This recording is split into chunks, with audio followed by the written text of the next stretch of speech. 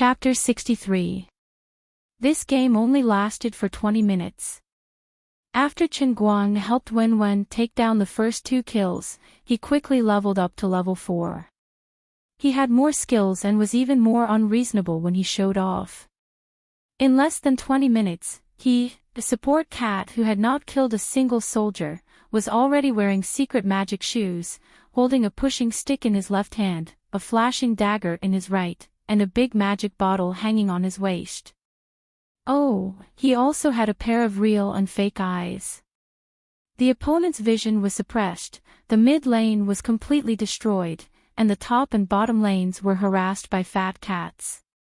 3 lanes collapsed, 3 lanes kneeled, the headcount ratio was 0 to 18, the economic gap was infinitely large, and they would die wherever they went. Snatching talismans drowned in the river, fighting in the wilderness resulted in a loss of both players and money. In short, they could not play anymore. Finally, someone started to notice the opponent's ID, and then remembered the top 10 highlights that had shaken the entire Dota world these days. Chen Guang's opponents finally remembered the horror of being abused by this duo. The difference was that in the highlights, it was others who were abused, but now they were the ones being abused. If there were no accidents, today's match would be in the highlights again. Although they could be on TV, they could not feel happy at all. Sad. They were hung up and beaten by a god. When the opponent typed GG, Wen, Bai Fan, Lin Jingwei, and Xiong Jinke all had a huge question mark in their hearts. Wen was the first to speak. Be honest, were you captured by aliens for research? This doesn't make sense. Last time you said it was a god's play, what is it this time? Chen Guang laughed. If I said it was also a god's play, would you believe me? Wen spat, hee hee. See, you wouldn't believe me even if I told you. But I don't know how to explain this. Honestly, I must have had an epiphany at that time. You know what epiphany is? It's like those martial arts masters in novels.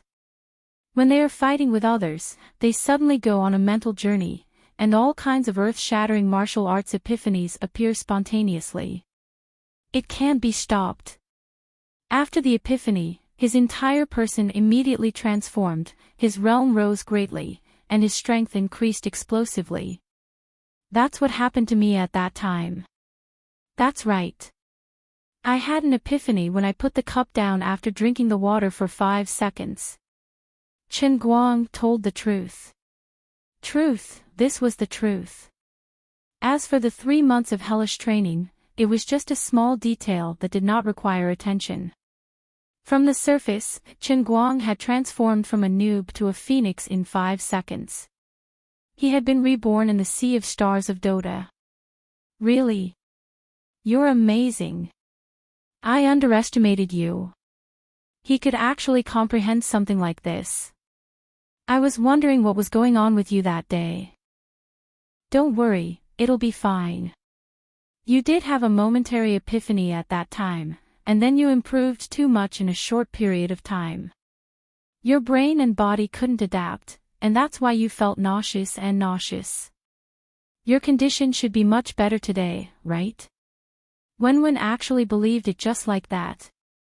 She even turned around and comforted Chen Guang, as if she was used to epiphanies and had a lot of experience. Chen Guang was stunned. Why didn't I know that you were such an innocent, cute, pure, and adorable girl in the past? An epiphany that only appeared in wuxia novels, and she actually believed it so easily. Hey! Where's your scientific spirit? Did all those years of reading books go to waste? Aren't you ashamed of your identity as a new era university student? Alright, no matter what, Wen was easily fooled. After she chatted for a while, Chen Guang logged out of the game. The other 3 also heard most of the conversation between him and Wen. Chen Guang then told them about how he and Wen made a comeback in the internet cafe. On the other side, Bai Nyingzi had already opened the highlights of that match. After comparing the two, everyone was finally convinced that it was indeed Chen Guang. F***CK. You're really something. Lin Jingwei patted Chen Guang's shoulder heavily and made a gesture of worship.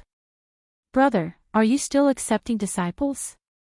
Ban Yangzi had already shamelessly approached Chen Guang to be his disciple. He completely forgot that just 20 minutes ago, he had used rather vicious words to mock Chen Guang. No wonder Goddess Wenwen favors you so much. She must have seen your potential, Brother Guang. Goddess, you're indeed a goddess. Xiong Jinke was such a simple-minded idiot. He always associated all good things with Wenwen. Even now that Chen Guang had become awesome, it was actually because of Wenwen's sharp eyes. In short, when you guys talk about games in front of me in the future, you'd better behave yourself. The old man is a genius that only appears once in 10,000 years. When he slaps someone's face, he doesn't even care about his own people. He even slaps his own people. Chen Guang laughed heartily. Looking at the little rascal's admiring and ashamed gazes, he felt a sour feeling in his heart. Brother Guang, let's play another round. Let us learn from you. Lin Jingwei and the others didn't want to play anymore, so they asked eagerly. Chen Guang chuckled. Forget it. Just now, Wenwen said that if I dare to play a second round, she'll kill me. I haven't lived long enough. Let's go, let's go. I need to go to the toilet. Pushing aside the few frogs at the bottom of the well who had never seen the world, Chen Guang got up and went straight to the toilet. As expected, he retched for a long time, making his stomach cramp. Leaning against the wall, Chen Guang walked out with a helpless expression. The after effects lasted longer than he had imagined. He heard that the prize money for this year's International Invitational Tournament was more than $1 million. If he could win it, his family's debt would be resolved. Sigh, the old man had the heart and the strength to kill the thief, but his physical condition didn't allow it. Of course, winning the championship wasn't something that could be achieved by one's own strength alone. After all, this was a team game. To stand at the top of the world, 5 teammates had to work together. Everyone had to be in their best condition and be at their strongest in order to stand out in the International Invitational Tournament where all the heroes gathered. Apart from that, the greatest charm of Dota 2 was that until the last moment, you would never know who would win and who would lose. Even if you had an absolute advantage in strength, you might not be able to win the game. Chen Guang didn't have the courage and guts to become a professional player under the intense after-effects of the special hellish training. When he thought about money, he couldn't help but feel troubled again. He didn't plan on reneging on the 1 in a million that he had to give to Wu Tong. With that domineering policewoman's temperament, he didn't have the courage to renege on a debt.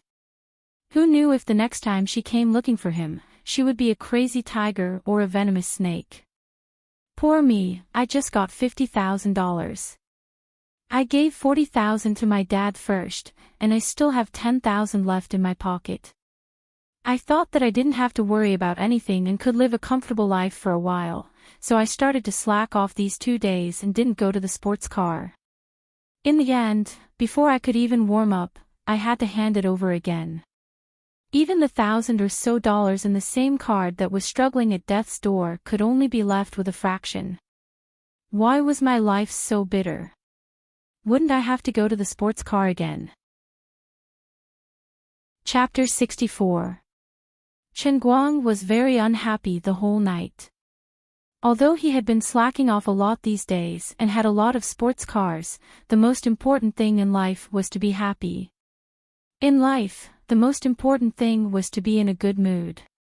Originally, sports cars had become something that could lighten one's mood, but now, he had to do it for the sake of money. It was the same thing, but in a different mood. That made him feel uncomfortable. Standing at the side of the stadium, Chen Guang felt bitter in his heart. He really couldn't be happy at all. He picked up the cup and drank some water. There was a tea leaf in his mouth, but but he didn't spit it out immediately. Instead, he carefully took a few sips. When he left the dormitory this morning, Chen Guang very cleverly went to the grocery store to buy a cup cover and put the heavenly holy grail in it to prevent Liuli's bikini portrait from being exposed. It could be considered as saving his own face and protecting Liuli's body at the same time. It was really killing two birds with one stone. However, there was a small problem.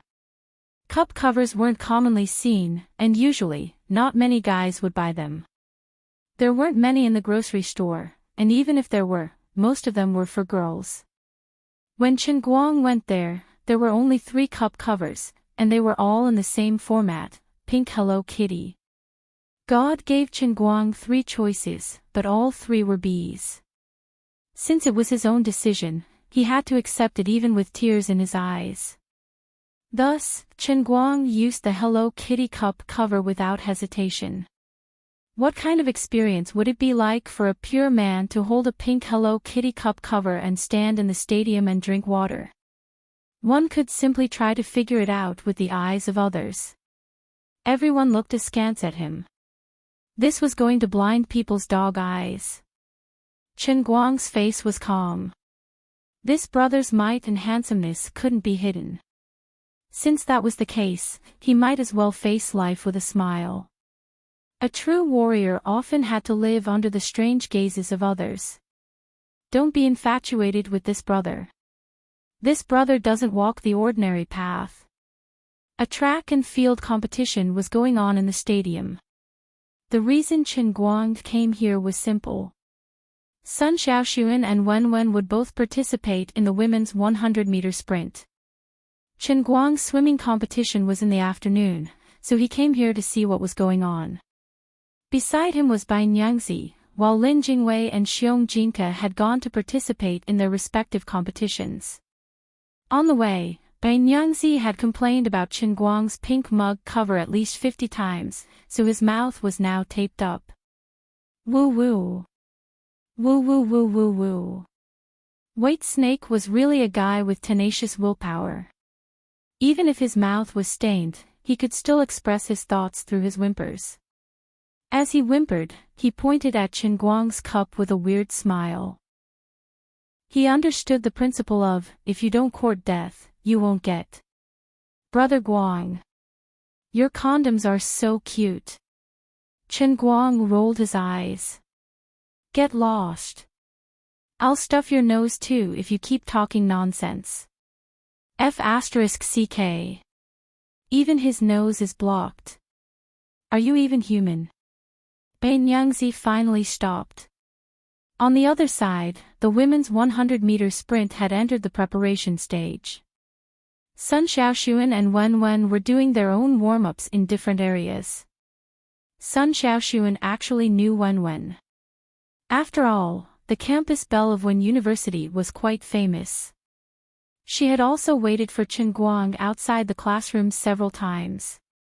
For today's sprint competition, Wen University's campus belle wore a skin-tight sports singlet and a pair of elastic shorts that covered her knees. Although this way of dressing prevented all the possibility of being exposed, it also showed off her slender and beautiful figure. Even though she had deliberately kept a low profile, she still became the focus of the scene. As for Sun Xiaoxuan, the sprinting equipment she had chosen was relatively loose, so her figure was not obvious. Moreover, she was a little short, so she was drowned in the crowd. Only a few sharp-eyed people saw her and exclaimed, "Look at that girl. She looks so pure." Chen Guang was well aware of Wen Wen's ability. He was 100% sure that as long as she wanted to win the championship, no one would be her match. Therefore, Chen Guang was not worried about the campus belle at all. Instead, he was more concerned about Sun Xiaoxuan's condition. She had been drugged last night, so he did not know how she was recovering today. She would not faint halfway through the race, right? Sun Xiaoxuan's movements seemed a little stiff when she did her warm-up, so he could not help but worry about her. On the other side, the teacher responsible for arranging the groups for the preliminaries had already started calling people with the name list. Chen Guang began to put his hands together and pray. Bai Nyingzi, who was next to him, finally pulled off the tape on his face. Brother Guang, you must be praying that the class rep and the campus belle won't be in the same group, right? Do you have the ability to read minds? Bai Nyingzi had hit the nail on the head on Chen Guang's head, but how could he admit it? Stop it. What does it matter if they're in the same group? I don't have anything to do with the two of them. I might be charming, but you can't possibly think that the two of them like me, right? Chen Guang spoke calmly, but his trembling hands revealed the uneasiness in his heart. The class rep most likely won't be able to escape. But the campus belle probably doesn't like you. You two are basically brothers. Although I haven't spoken to the campus belle many times, I can tell that we're the same type of person. Bai Nyingzi vowed solemnly. Ah. What do you mean we're the same type of person? You're a sissy, and Wen is a tomboy. Okay, in a broad sense, the two of them are really different, they're the same type. Tomboys definitely can't like men. Something's wrong. Damn it, it seems like Bai Nyingzi is publicly admitting that his sexual orientation is incorrect. Is he hinting that he doesn't like women, but men? Why is he hinting at me? Does he have feelings for me? Chen Guang's phone rang, and Bai Nyingzi's bitter voice came through. I say, Brother Guang, how can you quietly move 50 meters away while thinking about things in your heart? I think you're only the size of a sesame seed. It's okay, I can see better from here. It's cool and clear. Chen Guang stood at the entrance of the stadium and waved at Bai Nyingzi from afar. Are you suspecting that I like men? I'm going to strangle you. Bai Nyingzi finally realized that something was wrong. No, nothing of the sort. Chen Guang had already run to the other side of the stadium, facing Bai Nyingzi from afar. We're all brothers, so don't get too excited. We'll each take one side, and we'll surround all the beauties in the stadium. We'll catch them all in one go. F*CKU. Chen Guang joked with Bai Nyingzi while paying attention to the groups below. What he was afraid of had really happened. Wen and Sun Xiaoxuan were actually in the same group. He didn't know when the two of them had actually gathered together, and they were talking and laughing with each other. He didn't know what they were talking about. For a moment, Chen Guang's heart was itching, but he didn't have clairaudience. The stadium was noisy, and he had to shout to speak from a distance of 2 meters, so how could he hear them clearly? He didn't know why, but looking at the sweet smile on their faces, Chen Guang was a little flustered. Chapter 65. No one knew what Wen and Sun Xiaoxuan talked about. They didn't talk for long, and the sprint began soon. Sun Xiaoxuan seemed to be a bit angry. She was obviously not in a good state. After all, she had just drugged her last night. But she still stood in front of the starting point with a firm face, gritting her teeth, and a firm look in her eyes. It was really strange to see such an expression on the face of a girl from Jiangnan, who was supposed to be as calm as water. On the other side, Wen, who was 3 tracks away from Sun Xiaoxuan, looked calm. She just stretched her body from time to time, revealing the explosive power hidden in her beautiful body. No matter how you looked at it, the champion of Wen and Sun Xiaoxuan's group would definitely be Wen. The others couldn't be considered a threat at all. Chen Guang, who was hiding in the crowd, shrunk his neck. He didn't know why, but he felt that Wen and Sun Xiaoxuan, who were 3 tracks away, were full of murderous intent and turbulent undercurrents. With the sound of the starting gun, everyone started running at full speed. Without any suspense, Wen had the absolute advantage from the beginning and took the lead. To everyone's surprise, Sun Xiaoxuan was not far behind Wen, firmly occupying the second place. Her gymnastics training wasn't for nothing. But for some reason, Chen Guang felt that something was amiss about this matter. Wenwen ran with ease, but Sun Xiaoxuan risked his life to catch her.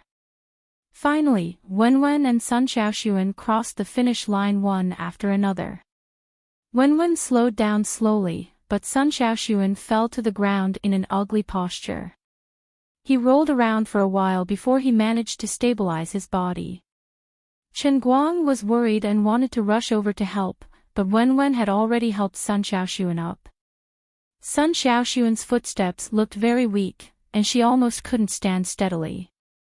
She had indeed used all her strength to run like this under the after-effects of the drug. But even so, she still pushed away Wenwen's hand and moved to the side to hold the fence, gasping for breath. Then, she turned her head to look at Wenwen and said something. Chen Guang was too far away, and he didn't know how to read lips, so he could only watch anxiously. When Wenwen heard this, a meaningful smile blossomed on her face. No one knew what she said to Sun Xiaoxuan, but she immediately turned around and left. Chen Guang was going to help Sun Xiaoxuan, but Gao Ye was already there. She supported Sun Xiaoxuan and waved her fist at the back of Wenwen, who was leaving without looking back, as if to demonstrate her power. Thus, Chen Guang wisely decided to flee.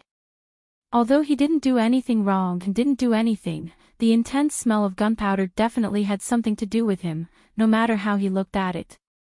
If the old man wasn't being narcissistic, there wouldn't be any suspense at all. Otherwise, why would Sun Xiaoxuan and Wenwen, two people who had nothing to do with each other, get into a conflict like this? That's right. They must be fighting over him. The old man had this kind of charm. But what did they talk about just now? Chen Guang really wanted to know. But subconsciously, he told himself that he couldn't ask. If he didn't ask, everything would remain the same. But there were some things and some words that he couldn't say out loud. Forget it, I'll pretend I didn't see anything.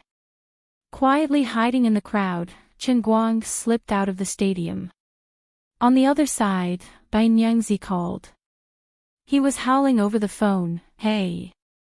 Brother Guang! Where did you go?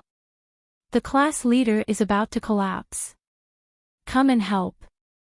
Chen Guang chuckled, "Aren't you and Gao Ye here? I have something urgent to attend to, so I have to go." "Hey! How would I dare to help my sister-in-law? If this happened in ancient times, I'd be drowned in a pig cage."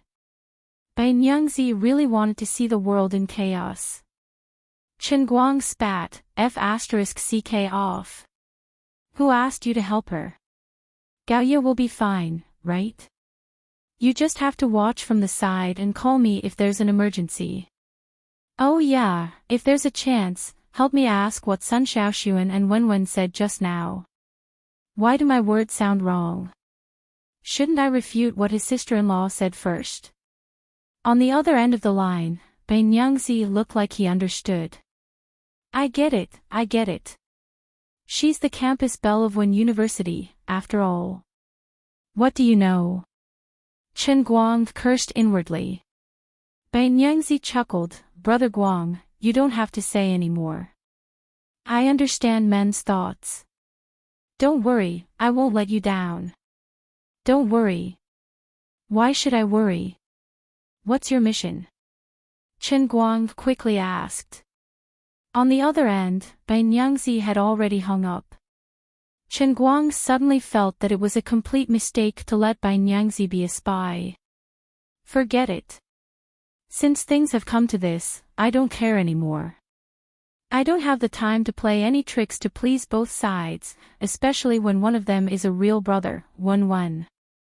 I don't have such a heavy taste, but she's a tomboy. The old man had no desires.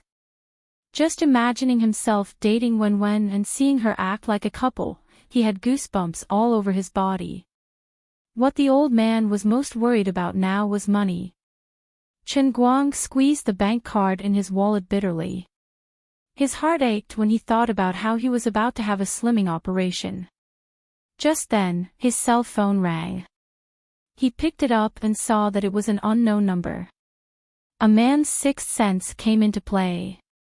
Without a doubt, it must be Wu Tong. He had registered her number yesterday. Now that she was calling, it was most likely to be a debt collector. As expected, he picked up the call. Hello, Chen Guang, are you in school now? I'm Wu Tong. I'm looking for you in school. Sorry, the number you have dialed is unavailable. Please try again later. Can you not be childish? Can't you at least act a little more realistic? Your phone's operator is unavailable. Are you trying to call me later? Wu Tong expressed her disdain to him. Chen Guang pinched his thigh. Tell me, why are you looking for me? I just went to Shenangjia with my tutor for a scientific investigation. You know Shenangjia, right? It's the place where savages roar through the mountains and plains. You can even see tigers from time to time. I'm very busy. If there's anything, can you wait until I come back? What's the matter? Have you forgotten that you still haven't paid the 10,000 yuan fine? Yesterday, when I helped you with the procedures, I used my own money to pay for it. You have to pay me back, right? You can't possibly renege on the police's money, right? That's right. Wu Tong, who had fallen in love yesterday, did not take this matter seriously. She simply used her own money to pay for it. Today, she really wanted to look for Chen Guang. She could use this matter as an excuse. Actually, she wasn't bothered about the money, but she wanted to use this as an excuse to meet with Chen Guang again. Last night's incident was too bizarre, and she couldn't understand it. So she wouldn't feel uneasy if she didn't confirm the situation. She could not face herself like that. Hee hee. Chen Guang was amused. If that was the case, then don't blame the old man for being ruthless. When the old man became shameless, even he was afraid. Chapter 66. There's actually such a good thing. The money should be paid by him. No matter how unwilling Chen Guang was, he wouldn't renege on his debt. But since you've already paid for me, and I didn't write you an IOU, and you're such a hateful person, how can I return the money to you so easily? Even if I drag it out for 10 days to half a month to disgust you, I'll still save the money in some bank and earn a few dozen yuan in interest. Ah. It's decided then.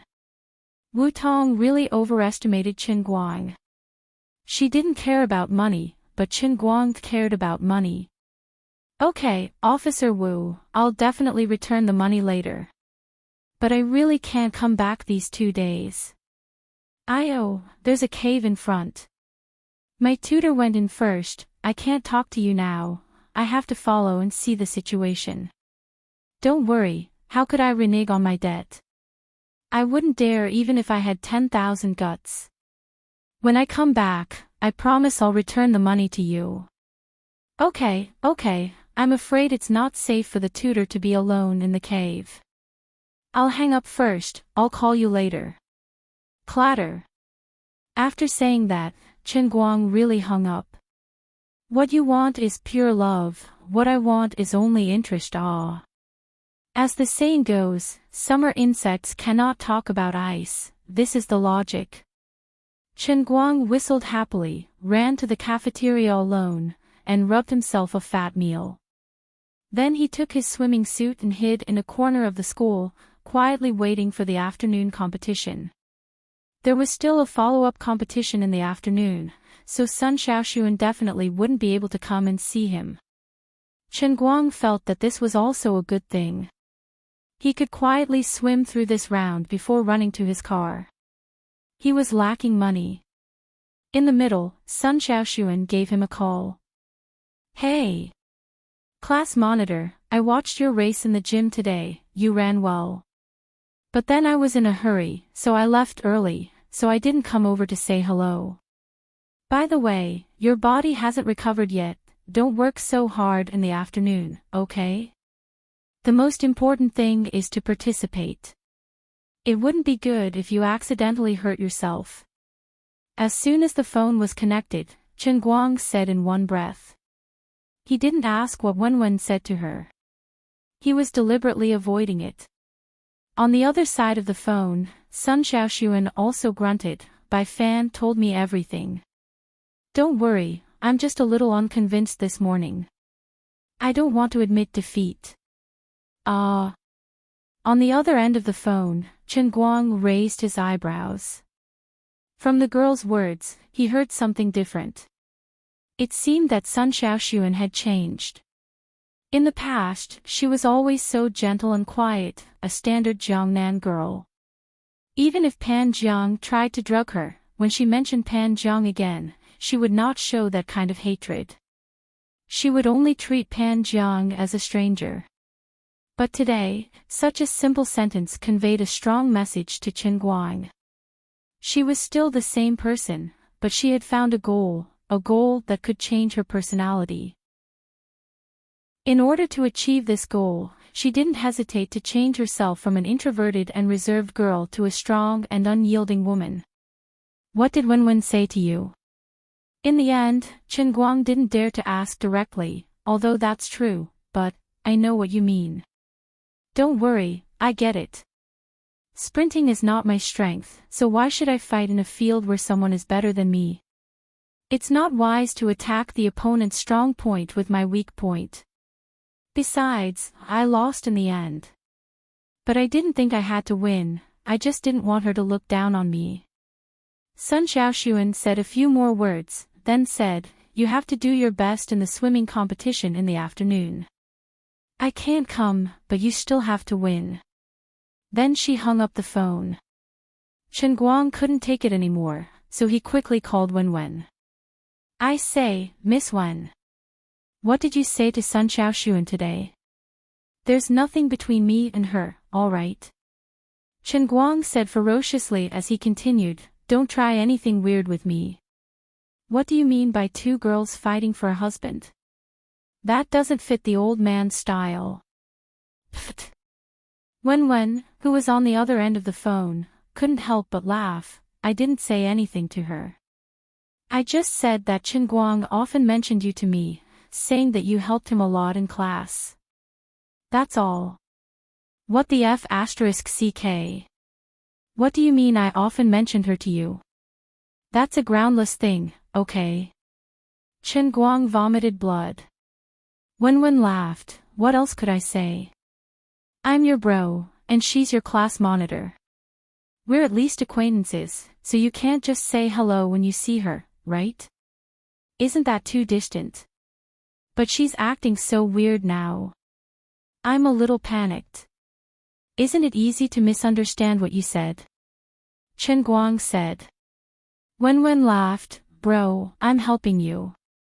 You've been single for 3 years, and in another year, you'll be kicked out of school. I know that I'm a beautiful lady, and I've raised your aesthetic standards, making you picky. As your best friend, I feel very ashamed and remorseful. It's my fault for being too beautiful. I think this Sun Xiaoxuan is not bad, and she's also very beautiful. If I can really get you two together because of this, won't you thank me? That makes sense. Chen Guang was left speechless.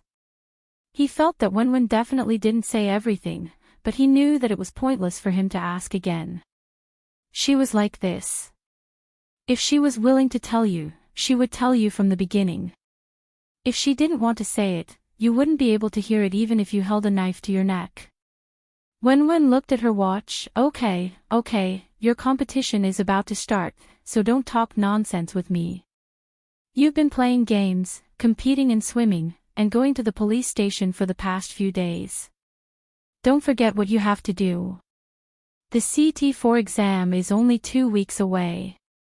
If you fail again, your degree will be gone. This lady's blood-vomiting boob bounty is also going to be ruined. How does she know I'm in the police station?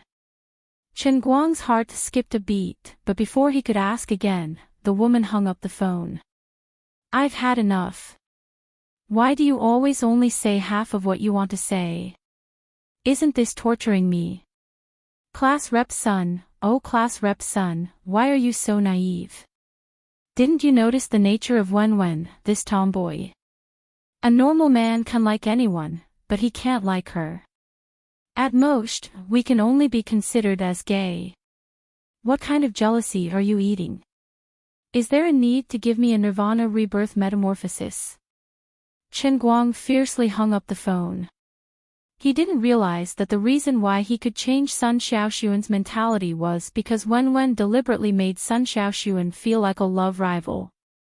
However, if Sun Xiaoxuan's feelings weren't so firm, then this love rival identity wouldn't be established. At this moment, he completely forgot that less than an hour ago, there was still police officer Wu Tong, who loved him to death last night, and today became his creditor, who was also hung up by him. Chapter 67. Come to think of it, Wenwen's big sale, hee hee, I'm looking forward to it. At that time, all I need to do is cover her face with a piece of paper. She should forget the cruel truth that I'm a tomboy, and enjoy my exclusive benefits wholeheartedly, right? That's right, I have to cover my face. Otherwise, I won't be able to stand it. With this in mind, Chen Guang dived into the pool in a daze. Without any suspense, those who were unfortunately placed in the same group as him in the second round of the preliminaries once again fell under his tight-fitting pomegranate swimming trunks. Dong Tao might have used his connections to avoid Chen Guang in the second round of the preliminaries. However, Chen Guang had also grasped a little about the way to enter the water. Without slapping the water with his palms, his speed had increased. Even if Dong Tao was given another chance, he wouldn't end up any better. After leaving him in the dust, it was time for him to enjoy the passionate pursuit of the people in the swimming complex. After yesterday's incident, Torpedo Light had become a celebrity in the school's swimming circle, a typical representative of the masters among the people. The number of fans he had also increased from 0 to many. It was a qualitative change. Chen Guang had just taken a shower and was walking out of the changing room in casual clothes. He bumped into Coach Qin. Student Chen Guang. Please wait. Coach Qin still didn't give up. Coach Qin. Look over there. It's going to fall. It's going to hit someone. Chen Guang squatted down and suddenly pointed at the ceiling of the swimming complex, his face full of horror. Coach Qin's heart skipped a beat. He quickly turned his head and looked in the direction Chen Guang was pointing at. Strange, there was nothing there. When he turned his head again, Chen Guang had already slipped away. As he ran, he wiped his tears at the girls waiting for him at the door. Cute little girls, it's not that I don't want to stay and talk philosophy with you, it's just that the conditions don't allow me to.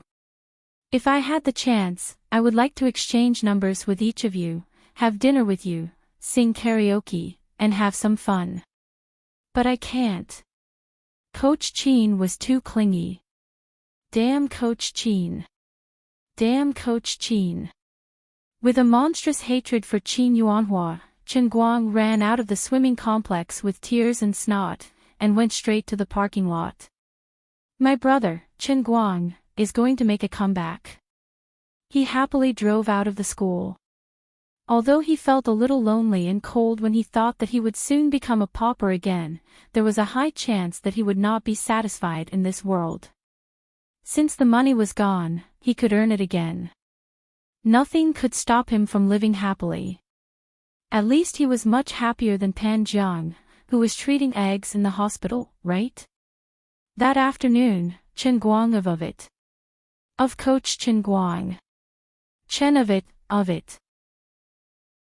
Chen Guan of to of to of zhou. Of, Chen of. To, and he. Chen of goof car of to 444. He too. He parked the car on the side of the road and calculated for a while. Deducting the cost of the gas, he could earn a net profit of nearly 200 yuan. Just thinking about it made him feel good. He swallowed his saliva and muttered to himself. He had one last regret today.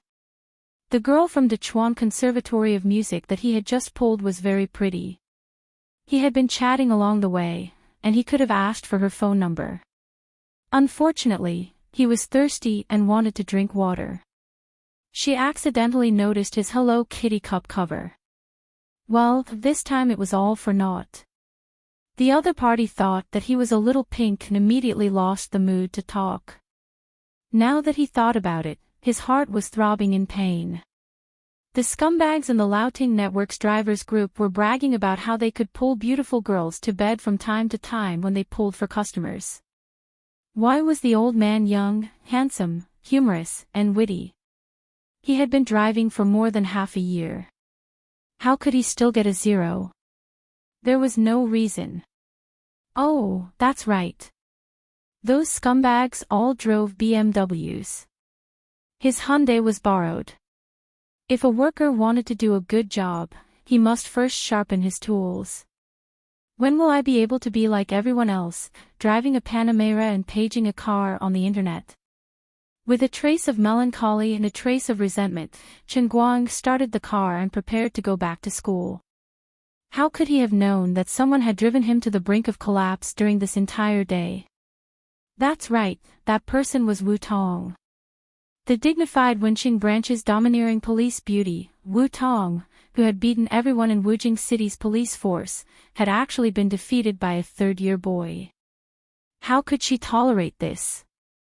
Last night, she had inexplicably become infatuated with him. That was a huge grudge. Not being able to lock him up for 15 days was the second biggest grudge. In addition, she had been away from home for almost 3 months. She had been living frugally. Even her skincare products had been bought from the Sparrow Antelope. The 10,000 yuan that she had saved with great difficulty had all been used up. How dare you go back on your words? You even made up some nonsense about Shenangjia. This was the third biggest grudge. Shenangjia, right? Cave, right? Savage, right? Aren't you just in Wujing City? I'll beat you until you turn into a savage. Wu Tong was furious because of the additional enmity. After using a lot of connections, she finally obtained the online monitoring rights of Chen Guang's phone. Then, she took half a day off from the police station and drove off with her teeth clenched. When it came to using connections, once a precedent was set, it was like a crack in a dam. It would not be easy to stop it. With the anger of a girl who had been hurt by love and the persistence of a creditor, Wu Tong today was even fiercer than a tigress. She was probably at the level of Wu Song, who had killed a tiger. Chen Guang's location would be sent to her phone every 10 minutes. Usually, this was a technical method used to deal with a heavyweight fugitive suspect. It was not easy for Wu Tong to get it. When she first received his location, Chen Guang was still in Gokyo University. Wu Tong thought it would be a piece of cake to catch him, but she did not expect that this was just the beginning of her nightmare.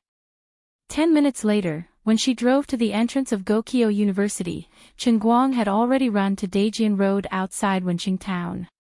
Another 10 minutes later, Wu Tong finally reached Daijian Road, but Chen Guang had already entered Wujing City's third ring road. Ah! I'm going to strangle you to death, you bastard. Wu Tong roared as she started the car and continued to chase after him.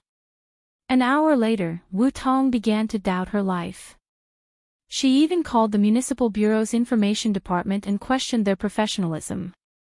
She even suspected that her connections were not good enough, and she was deliberately tricked by the information department. Otherwise, how could she explain why he appeared in a completely different location every time? The people from the information department repeatedly said that there was no problem with the location system. Since they had agreed to this, they would not deliberately trick you. They guaranteed that the location data they provided was not false. For this to happen, it could only mean that the other party was indeed in constant motion. Wu-Tong felt that her whole body was not good. Are you a perpetual motion machine or something? Once you stop, your heart will stop beating. Will you die? Another 2 hours passed, and Wu-Tong's car ran out of gas, and the engine stalled halfway. She stopped the car by the side of the road, her face ashen and covered in dust. For the whole day, Wu-Tong was so afraid of losing him that she did not even notice the warning light of the fuel tank. Great, now it actually stopped. It was just tracking a student. Why was it more difficult than tracking an international criminal? You bastard, even if you knew I was going to chase you for a debt, you didn't have to run from the south of the city to the east of the city, then from the east to the west, then from the west to the north of the city around the second ring road, then directly to the newly built East Railway Station, and then you. I can't take it anymore. You're just a student, but your anti-tracking ability is out of this world. I choose to die. In the end, Wu-Tong had no choice but to call Wang Long for help and get him to send a barrel of oil over. In the process, she even tearfully complained about Chen Guang's wandering around the entire day and expressed her doubts about his identity as a student. There was no reason for a normal student to run so many places in a day. This guy must be a spy from the enemy country. I have to catch him and interrogate him. Wang Long only used one sentence to make Wu-Tong speechless. Wang Long said, since he's a student, he'll have to go back to school sooner or later. Why are you chasing him all over the city? He can't just not stop for the rest of his life, can he? Wu-Tong wanted to strangle herself.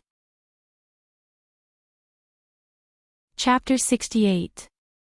At 10:30 at night, Chen Guang drove leisurely back to school, summarizing his gains and losses for the day in his heart. From time to time, he would recite the golden rule of doing business, or else he would wail like a ghost and howl like a wolf. In order to deal with the elusive Emperor of the Azure and the heavenly Holy Grail, Chen Guang was really tired. He felt extremely helpless about this. As the owner of a gold finger, he did not feel the thrill of being able to save the world and dominate the world by lying down. This simple life was more tiring than being a villain, and he could not even relax his mind. If he was not careful, he would fall into a trap. Wu-Tong parked her car outside Gokyo University and stared at the intersection. If one wanted to drive into Gokyo University from the outside, this intersection was the only way. She planned to block people here. However, there was something that she was particularly concerned about. It seemed that she was not the only one who had this plan. On the other side of the intersection, there were 2 vans parked in the forest beside the road. From time to time, there were people peeking at the intersection from that direction. With Wu-Tong's professional eyes, she could tell at a glance that this group of people was a little sneaky. She did not take it seriously. If they were really planning to do something illegal, she could make a contribution today. The Winching branch was only a few minutes' drive away from here. If the situation was not good, she could send out an internal distress signal, and her colleagues would be able to arrive in 10 minutes at the latest. The other party had obviously seen Wu-Tong, but they did not take her seriously.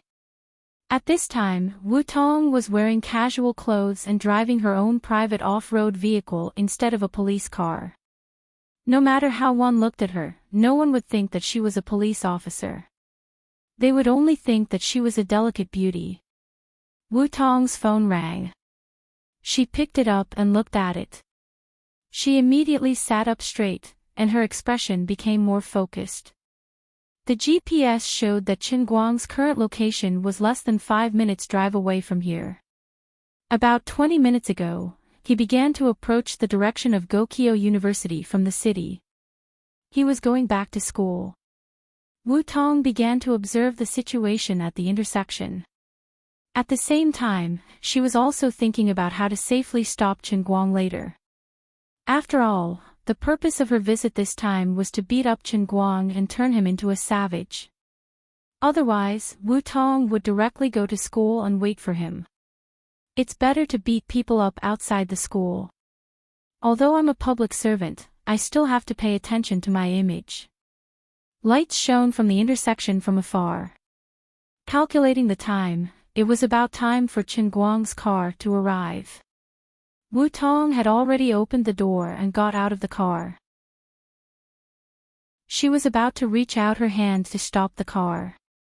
At this moment, the group of people on the other side of the intersection suddenly became active. A person was talking on the phone while getting out of the car and shouting something. Two people who were originally standing on the side of the road heard the person shouting and suddenly grabbed two palm-sized rocks from the roadside. Wu Tong's heart went cold. Could it be that these people were also here to stop Chen Guang? Not only did they have people guarding here, but they also had spies at the intersection ahead. They came prepared. Wu Tong couldn't hear what the people on the other side were shouting. The only thing she could be sure of was that this group of people was really here to stop Chen Guang. At this moment, the lights on the other side became brighter and brighter. Chen Guang's car was coming. Chen Guang didn't know that there was a group of people waiting for him in front of him. As usual, when he turned the corner, he slightly braked, slowed down, and prepared to turn right. This place had a speed limit of 40 kilometers per hour. There was a huge pit, and there was a surveillance camera just around the corner. If one wasn't an experienced driver, it would be very easy to be tricked here. Every time he passed by this place, old driver Chin would feel very accomplished. He would look up proudly and look at the surveillance camera with a rather disdainful gaze. Trying to trick me? No way. However, things were a little different today. Two people suddenly ran over from the opposite side of the road. It was very sudden and strange. Behind these two people were about 12 or 13 people, and they were very aggressive. When he took a closer look, he saw that the two people running at the front had their right hands raised flat on their shoulders, and in their palms, they were holding a big orange rock. The other party was clearly coming for him. F***CK. Just as Chen Guang cursed, the two people made their move. With a wave of their hands, the rock in their hands flew out, heading towards his front windshield. Although he didn't know where the other party came from, he could only take it. He slammed on the brakes. Before the car came to a stop, one of the two rocks had already hit the front windshield. Bang! Even tempered glass could not withstand such a powerful rock, let alone a direct hit. The glass cracked and caved in. Cracks like a spider web spread from the top of the glass to the bottom, from the left to the right, accompanied by the creaking sound of ice breaking. The shape of the cracks was regular, like a meticulously carved work of art. If this wasn't his car, Chen Guang would definitely sigh in his heart. This F***King rock was thrown with such a high standard. It was the reincarnation of Van Gogh. The other rock hit the hood of the car with a loud bang and left a large dent. That wasn't the end. After the two people threw the rock, they moved to the side. From the group of people behind them, more than 10 eggs flew over. Even if these people didn't throw very accurately, only 3 eggs hit the front windshield. The egg whites and yolks almost blocked the driver's vision. It was useless to use the windshield wiper. It would only make the wiper more messy. The other party acted quickly and premeditatedly. They didn't want him to drive away. The car finally came to a dead stop. Half of the car was pressed against the roadside. Chen Guang's heart ached for the big dent on his windshield and hood as he opened the door and got out. The other party had a lot of people, and they were coming at him aggressively. The car's vision was completely blocked, and he couldn't drive anymore. Of course, he had to get out of the car as soon as possible. He couldn't let himself be trapped in the car. He reached into his pocket and took out his baton. With a bang, the baton was pulled straight. Chen Guang stood in front of the car with the baton. "Tell me, who are you people? What do you want from me? Draw a line. As he spoke, Chen Guang was also sizing up the other party's clothes and behavior. His left hand was still in his pocket. It looked like he was pretending, but he was actually calling the police. There were about 14 people on the other side. Some of them had machetes in their hands, while others had iron rods. Some of them had dyed their hair, while others had shaved their heads. Some of them had tattoos on their shoulders, while others had tattoos that covered half of their faces. Most of them were wearing black vests, and the two walking at the back were wearing shirts. Basically, as long as one wasn't stupid, they could tell that these people weren't decent people. Maybe they were gangsters or something. Compared to this group of people, Chen Guang felt that Wu Tong was actually quite cute. As his imagination ran wild, he looked at his car and felt pain in his heart. The front windshield was 800, and the dent on the hood was at least 700 to 800. That was another 1,000 yuan gone. Annoying. What are you doing? Stop. At this moment, a strong figure moved from an off-road vehicle about 50 meters in front of them. She dashed over and shouted. Chen Guang's heart skipped a beat. Ah! I haven't even made the call yet, and you're already here. Are you Chow Chow? That's right, it's Wu Tong. Things happened too fast, and the group of people acted too decisively. Wu Tong didn't even have time to stop them before Chen Guang's car was violently intercepted. But she absolutely wouldn't allow the two sides to fight in front of her. Do you think I don't exist? Chapter 69. Seeing Wu Tong yelling and running closer and closer, Chen Guang felt rather conflicted.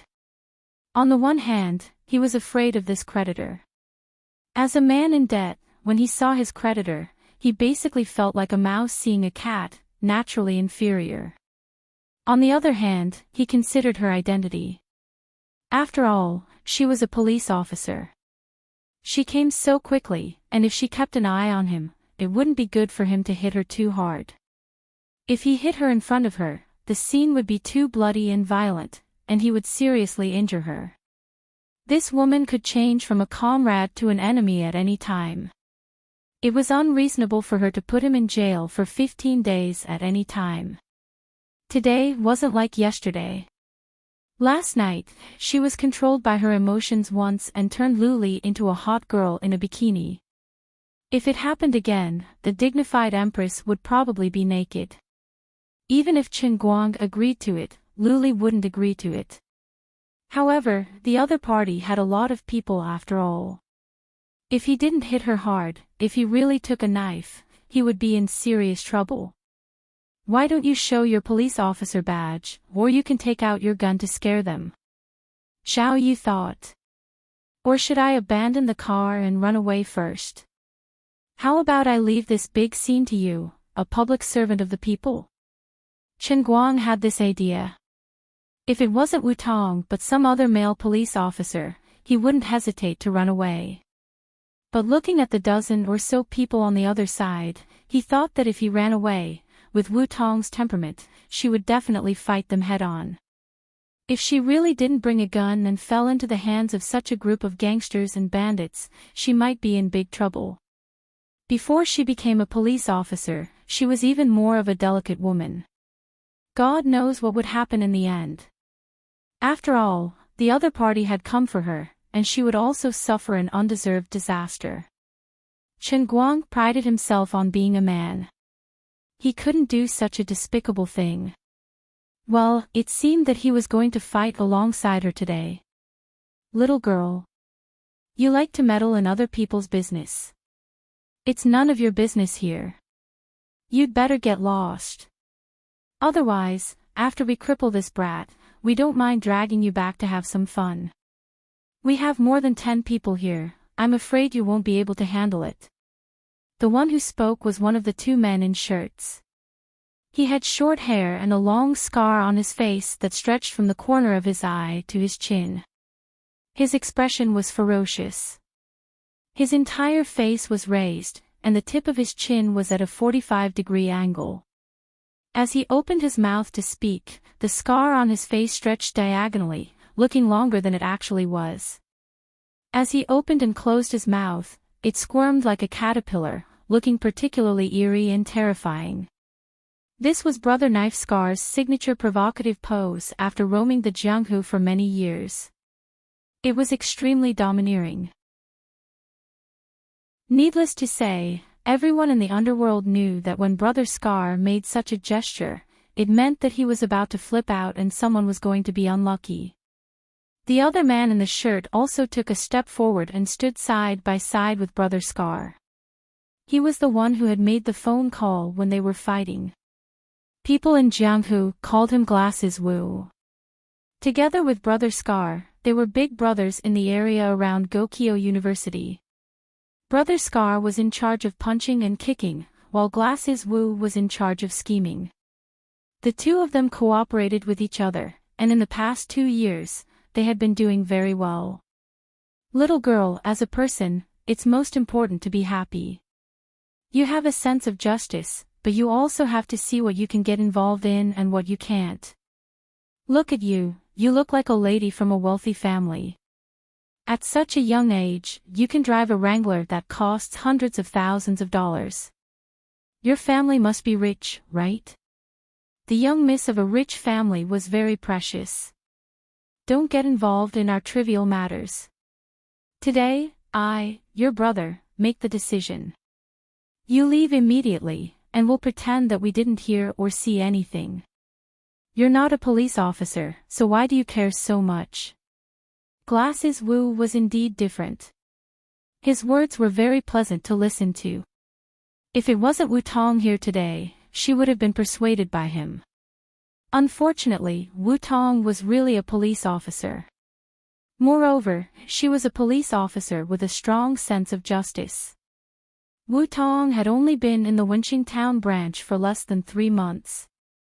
Brother Scar and Eyeglasses Wu often visited each other at the dock, so they knew every single person in the Wenqing Town branch like the back of their hands. However, Wu Tong was a newcomer, so they didn't recognize her. Then I'm really sorry. Wu Tong's face turned serious. She was already standing next to Qin Guang, who was holding a baton. She coldly looked at Brother Scar and the others. You don't say. I don't care what you say today. This matter, I'm going to take care of it today. Oh. I gave you face, but you don't want it. Do you really think we're made of mud? I've been paid to get rid of this disaster.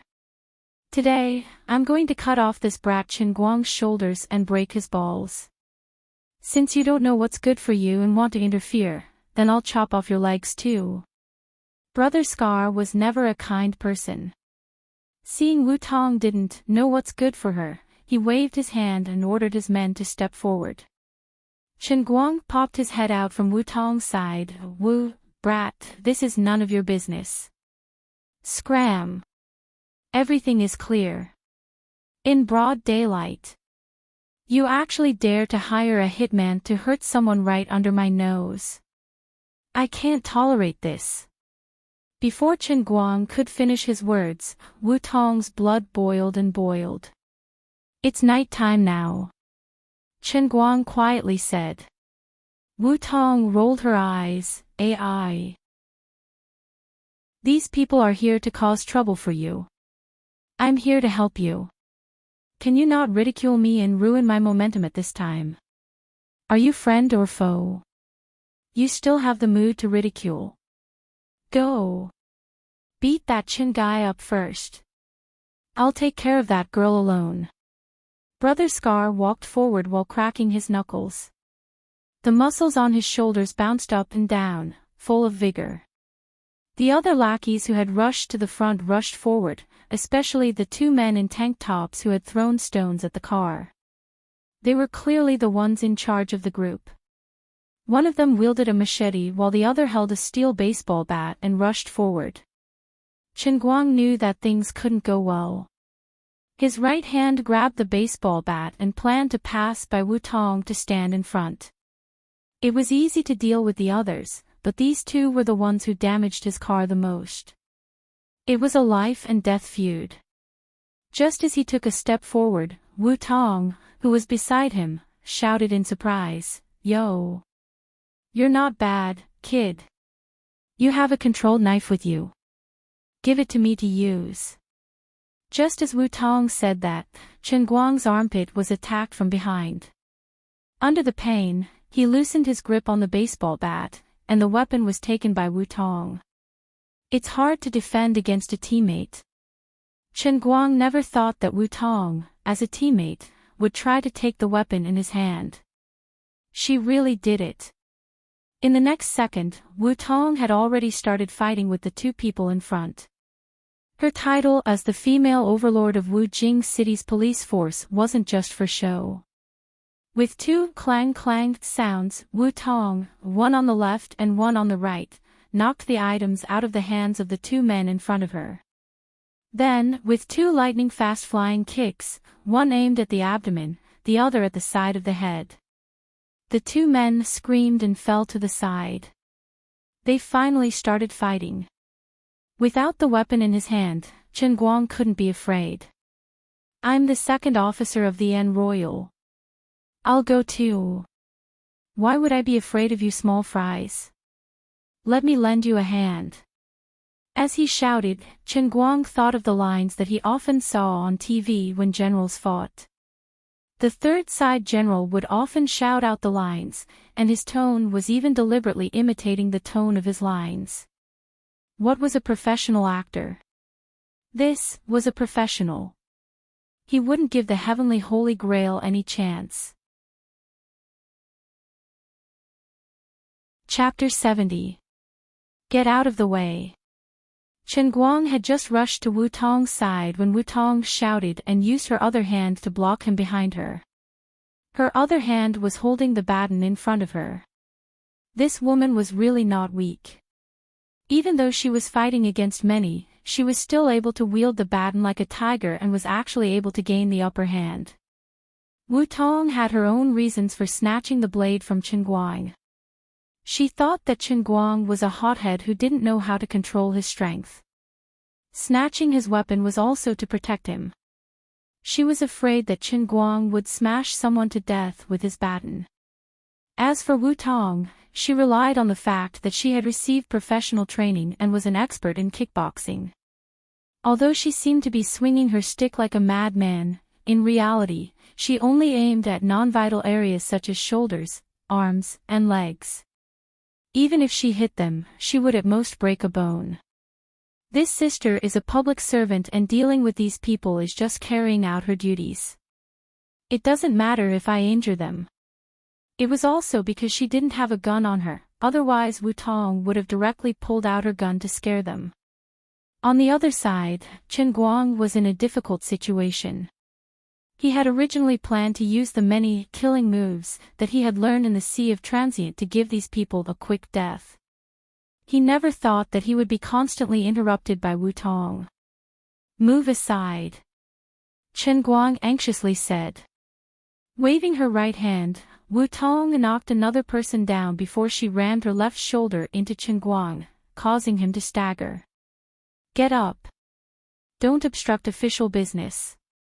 Chen Guang then noticed that in just a short 10 seconds, Wu Tong had already knocked down 4 people. Female hero. Why are you so strong? He didn't know if it was because the quality of his baton was too good or if it was because this woman's strength was too heavy, but those who were hit by her were all holding their injuries and groaning on the ground. The situation changed too quickly and caught everyone off guard. Brother Scar, who was experienced and knowledgeable, finally realized something. This woman looked delicate, but her technique was not ordinary. She was not simply trained, but a true professional. His own little brother had been beaten up like a chicken or a dog. Brother Scar also felt that his face had lost face. Knife Scar, wait. Eyeglasses Wu was about to say something. Brother Scar howled and rushed forward. When the eldest brother appeared, his aura was naturally different from that of the younger brother. He strode forward and took out 2 nunchakus from behind him. He had been immersed in this path for many years. The 2 nunchakus made of pure stainless steel danced like silver dragons coming out of their caves, sweeping away the clouds. Moving to Wu Tong's side, Brother Scar struck out with his dual rods.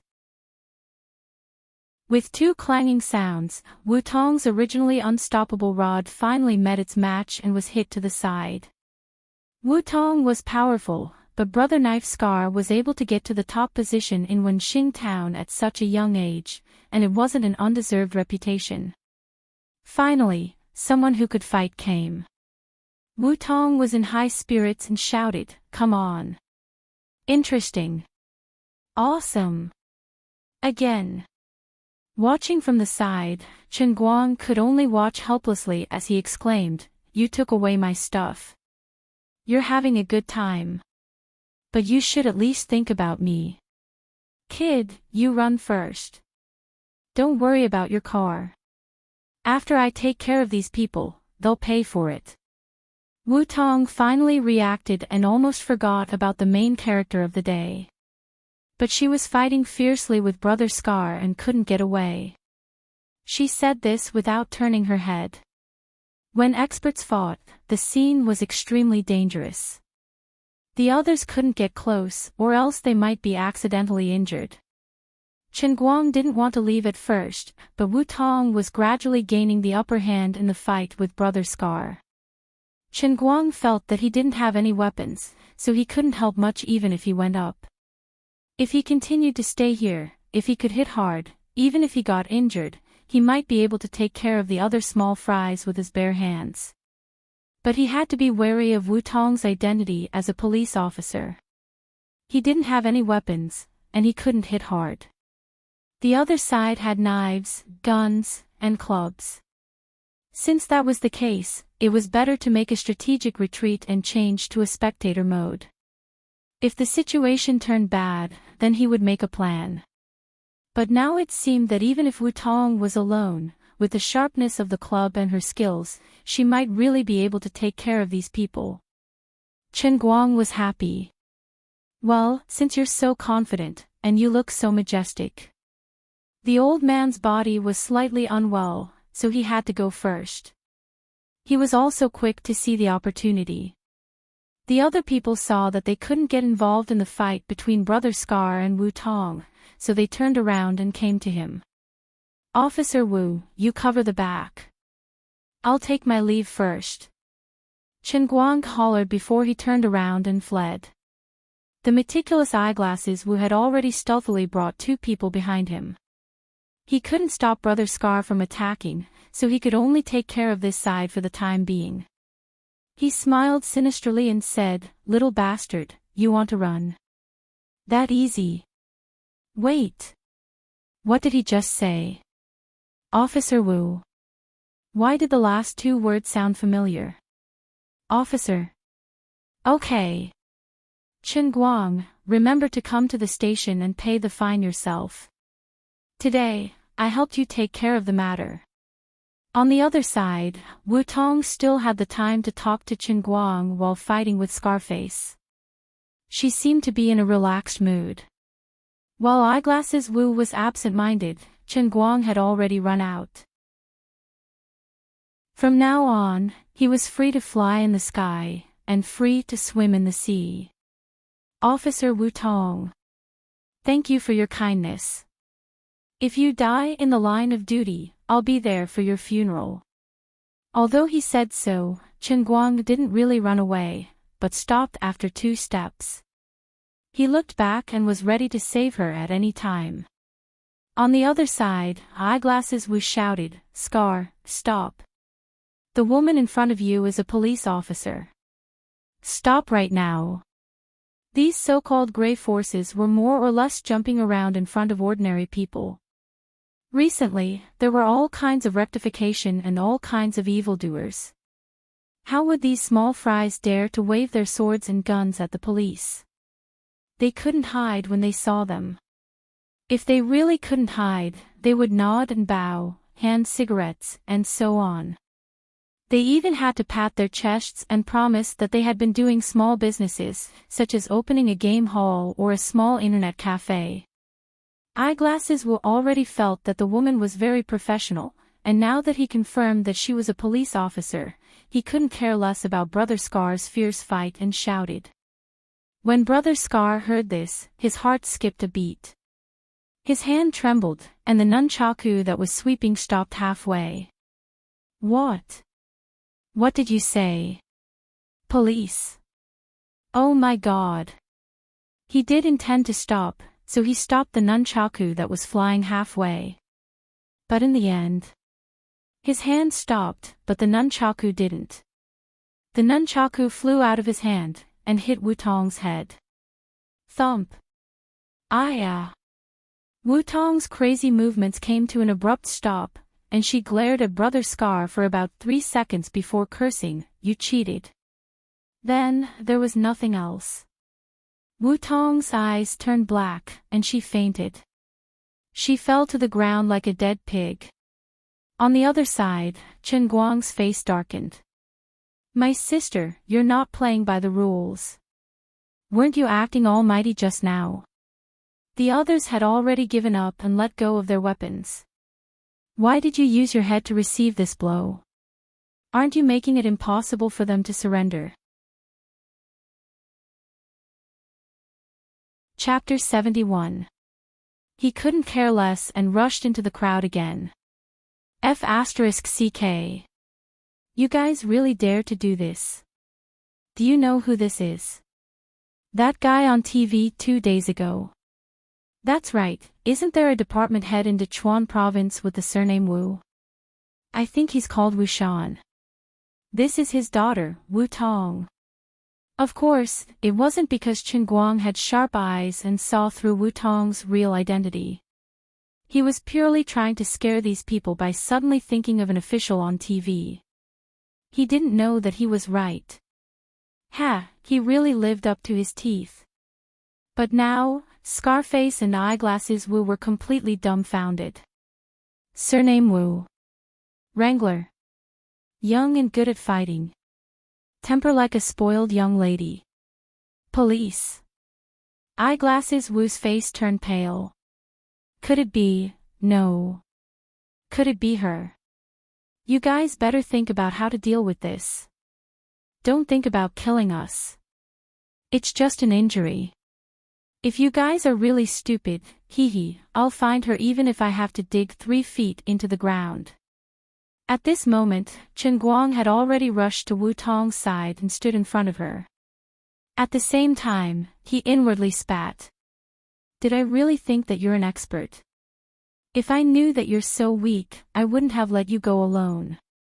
At this time, Eyeglasses Wu and Scarface felt wronged. I'm going to pull back. But I didn't expect the nunchaku to fall out of my hand. She's obviously very capable. How did I get hit by a fluke? How can I endure the fate of making fools of me? Scarface had a headache. He didn't know what to do. He looked at Eyeglasses Wu, hoping that he would make a decision. So here's the problem. Originally, they just took 100,000 yuan from Pan Yu to find trouble with a student. They just needed to beat the student up to Pan Yu's request. Scarface and Eyeglasses Wu were familiar with this kind of business. If they said they would beat the student up to 0.75, they would never beat the student up to 0.76, although 100,000 yuan wasn't a lot, it wasn't a small amount either. The matter wasn't complicated either. If it was done well, they could also get on Pan Yu's good side. In the future, they might be able to cooperate with Pan Yu's company. This was supposed to be a happy thing, but in the actual process, there was an accident, and the situation was very serious. He had taken down a police officer, and he was a second-generation police officer with an official background. Facing such a situation, what should he do? Eyeglasses Wu was indeed a genius. It only took him 5 seconds to come up with a decision. He tugged at Brother Scar's sleeve, turned his head, aimed in a direction, and shouted, "Run!" Of the 36 stratagems, retreat is the best stratagem. Although there was a surveillance camera at the corner of the road, the direction that Glasses Woot took the lead in was the blind spot of the surveillance camera. He didn't know how badly injured the policewoman was. Anyway, it was better to run first.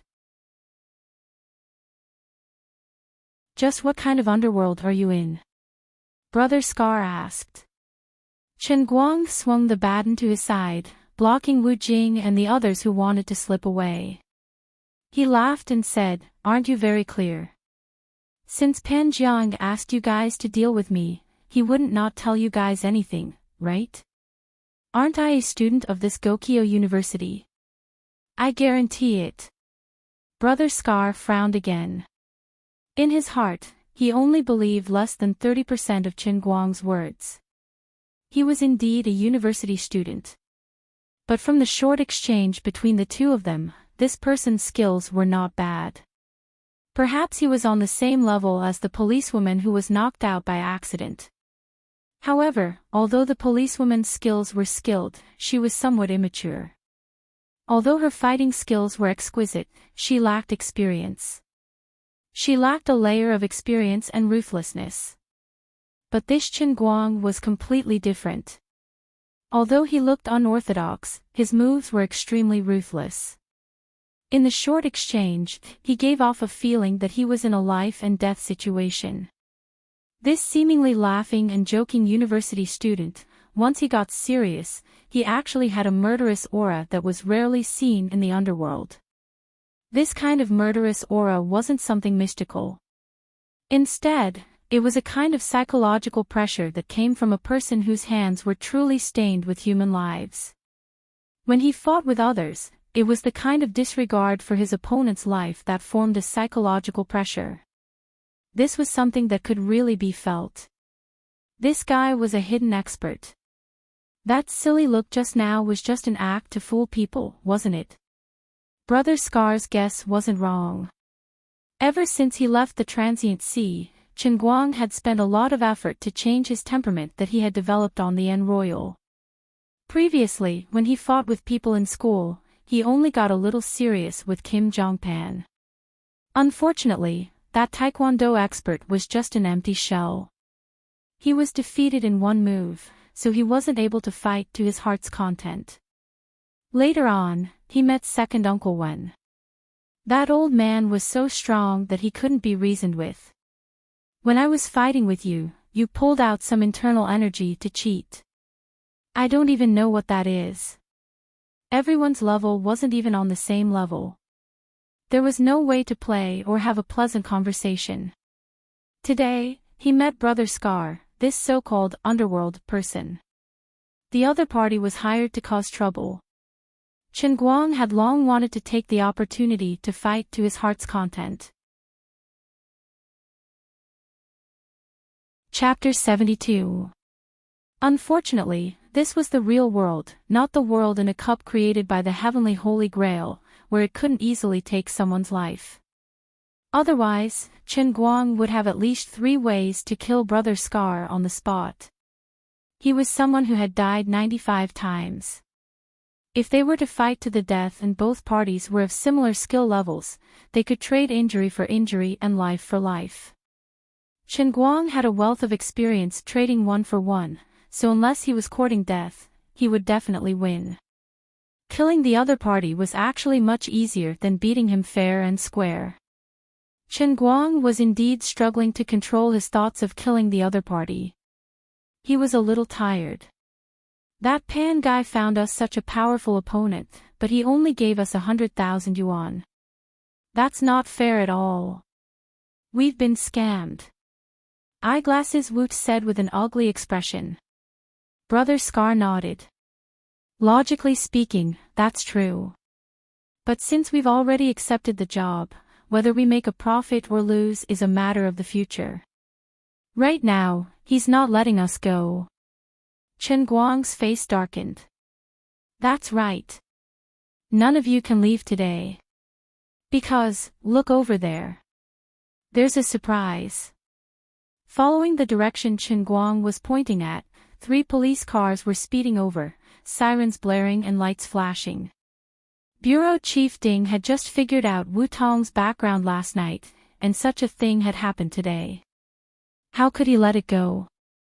First, Wu Tong's internal communication device sent a distress signal, followed by Chen Guang's live broadcast of the police station.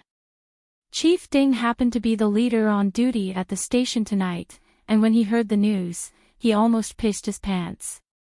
It was like poking a hornet's nest, and the entire station exploded. From the time the signal was received to the time all the officers were dispatched, not even a minute had passed. Weren't they already here?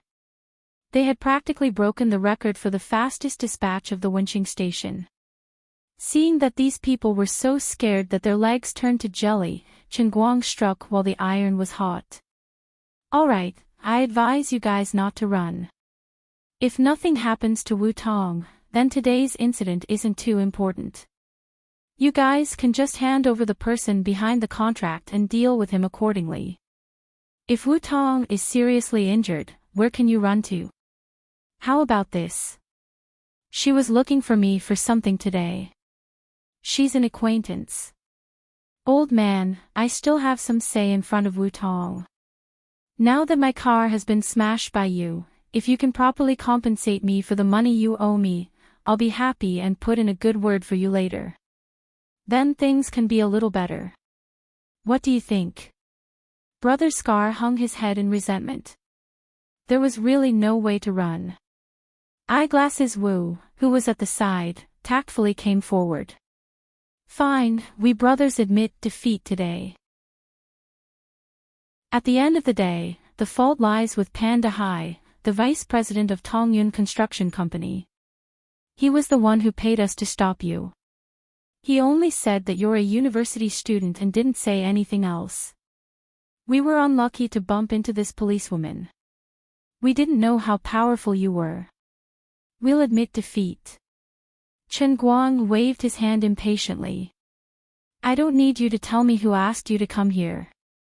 You can go back and tell the police about this. Take out the money. Take out as much as you have on you. Hurry up. The police cars were about to arrive. Strictly speaking, it would only cost around 1,000 RMB to fix the car. If they didn't take this opportunity to extort money, they wouldn't have another chance later. Eyeglasses Wu was also a smart person. He quickly shouted. Quick! Everyone, give us your money. Give us as much as you have. Sometimes, small fries like Brother Scar and Eyeglasses Wu were quite pitiful. In front of the other hooligans in town, he looked impressive, but when it came to the people and matters in the police station, he looked like a desolate and helpless citizen. In less than half a minute, these people deftly emptied their pockets, and a bunch of brightly colored banknotes appeared in Eyeglasses Wu's hands. Chen Guang scooped it up and stuffed it into his pocket. It was bulging like a fatty that had eaten too much, and it was filled to the brim. Right at this moment, the 3 police cars screeched to a stop beside them. The sirens were so loud that it made them dizzy. It's them. Don't let any of them get away. All of a sudden, a roar resounded from behind them, startling Chen Guang, who was counting the money in his pocket. Big sister, you're awake already. Is the siren your alarm clock or something? Wu Tong covered her temples with her hands and slowly stood up from the ground. She looked at Brother Scar with hatred in her eyes. She looked as if she wanted to skin him alive. Despicable scum. How dare you plot against me? Wu Tong slowly walked over and said fiercely. Hey! It was clearly you who knocked yourself out, big sister. We're just innocent people of the martial arts world who got implicated. Brother Scar and Eyeglasses Wu had tears on their faces. On the other side, Wang Long and a few others had already gotten out of the car. Wang Long and another policewoman moved to Wu Tong's side to take care of her. The other 7 or 8 people were fully armed as they closed in on Brother Scar's group. Chief Ding rushed to the front. He had already pulled out his gun. The black muzzle was pointed at Brother Scar's head. He roared. Get down. All of you F*King get down. Whoever dares to move, I'll shoot him. The chief took the lead and pulled out his gun. The others naturally followed. It wasn't the first time that Brother Scar had dealt with the people from the Wenqing branch. He was also a familiar face in front of Chief Ding, so he had never seen Chief Ding like this. With a bitter face, he said, Chief Ding, it's me, it's me. Don't. Who the F*** is familiar with you? Get down. Chief Ding rubbed his fat body. He rushed up and kicked Brother Scar's waist.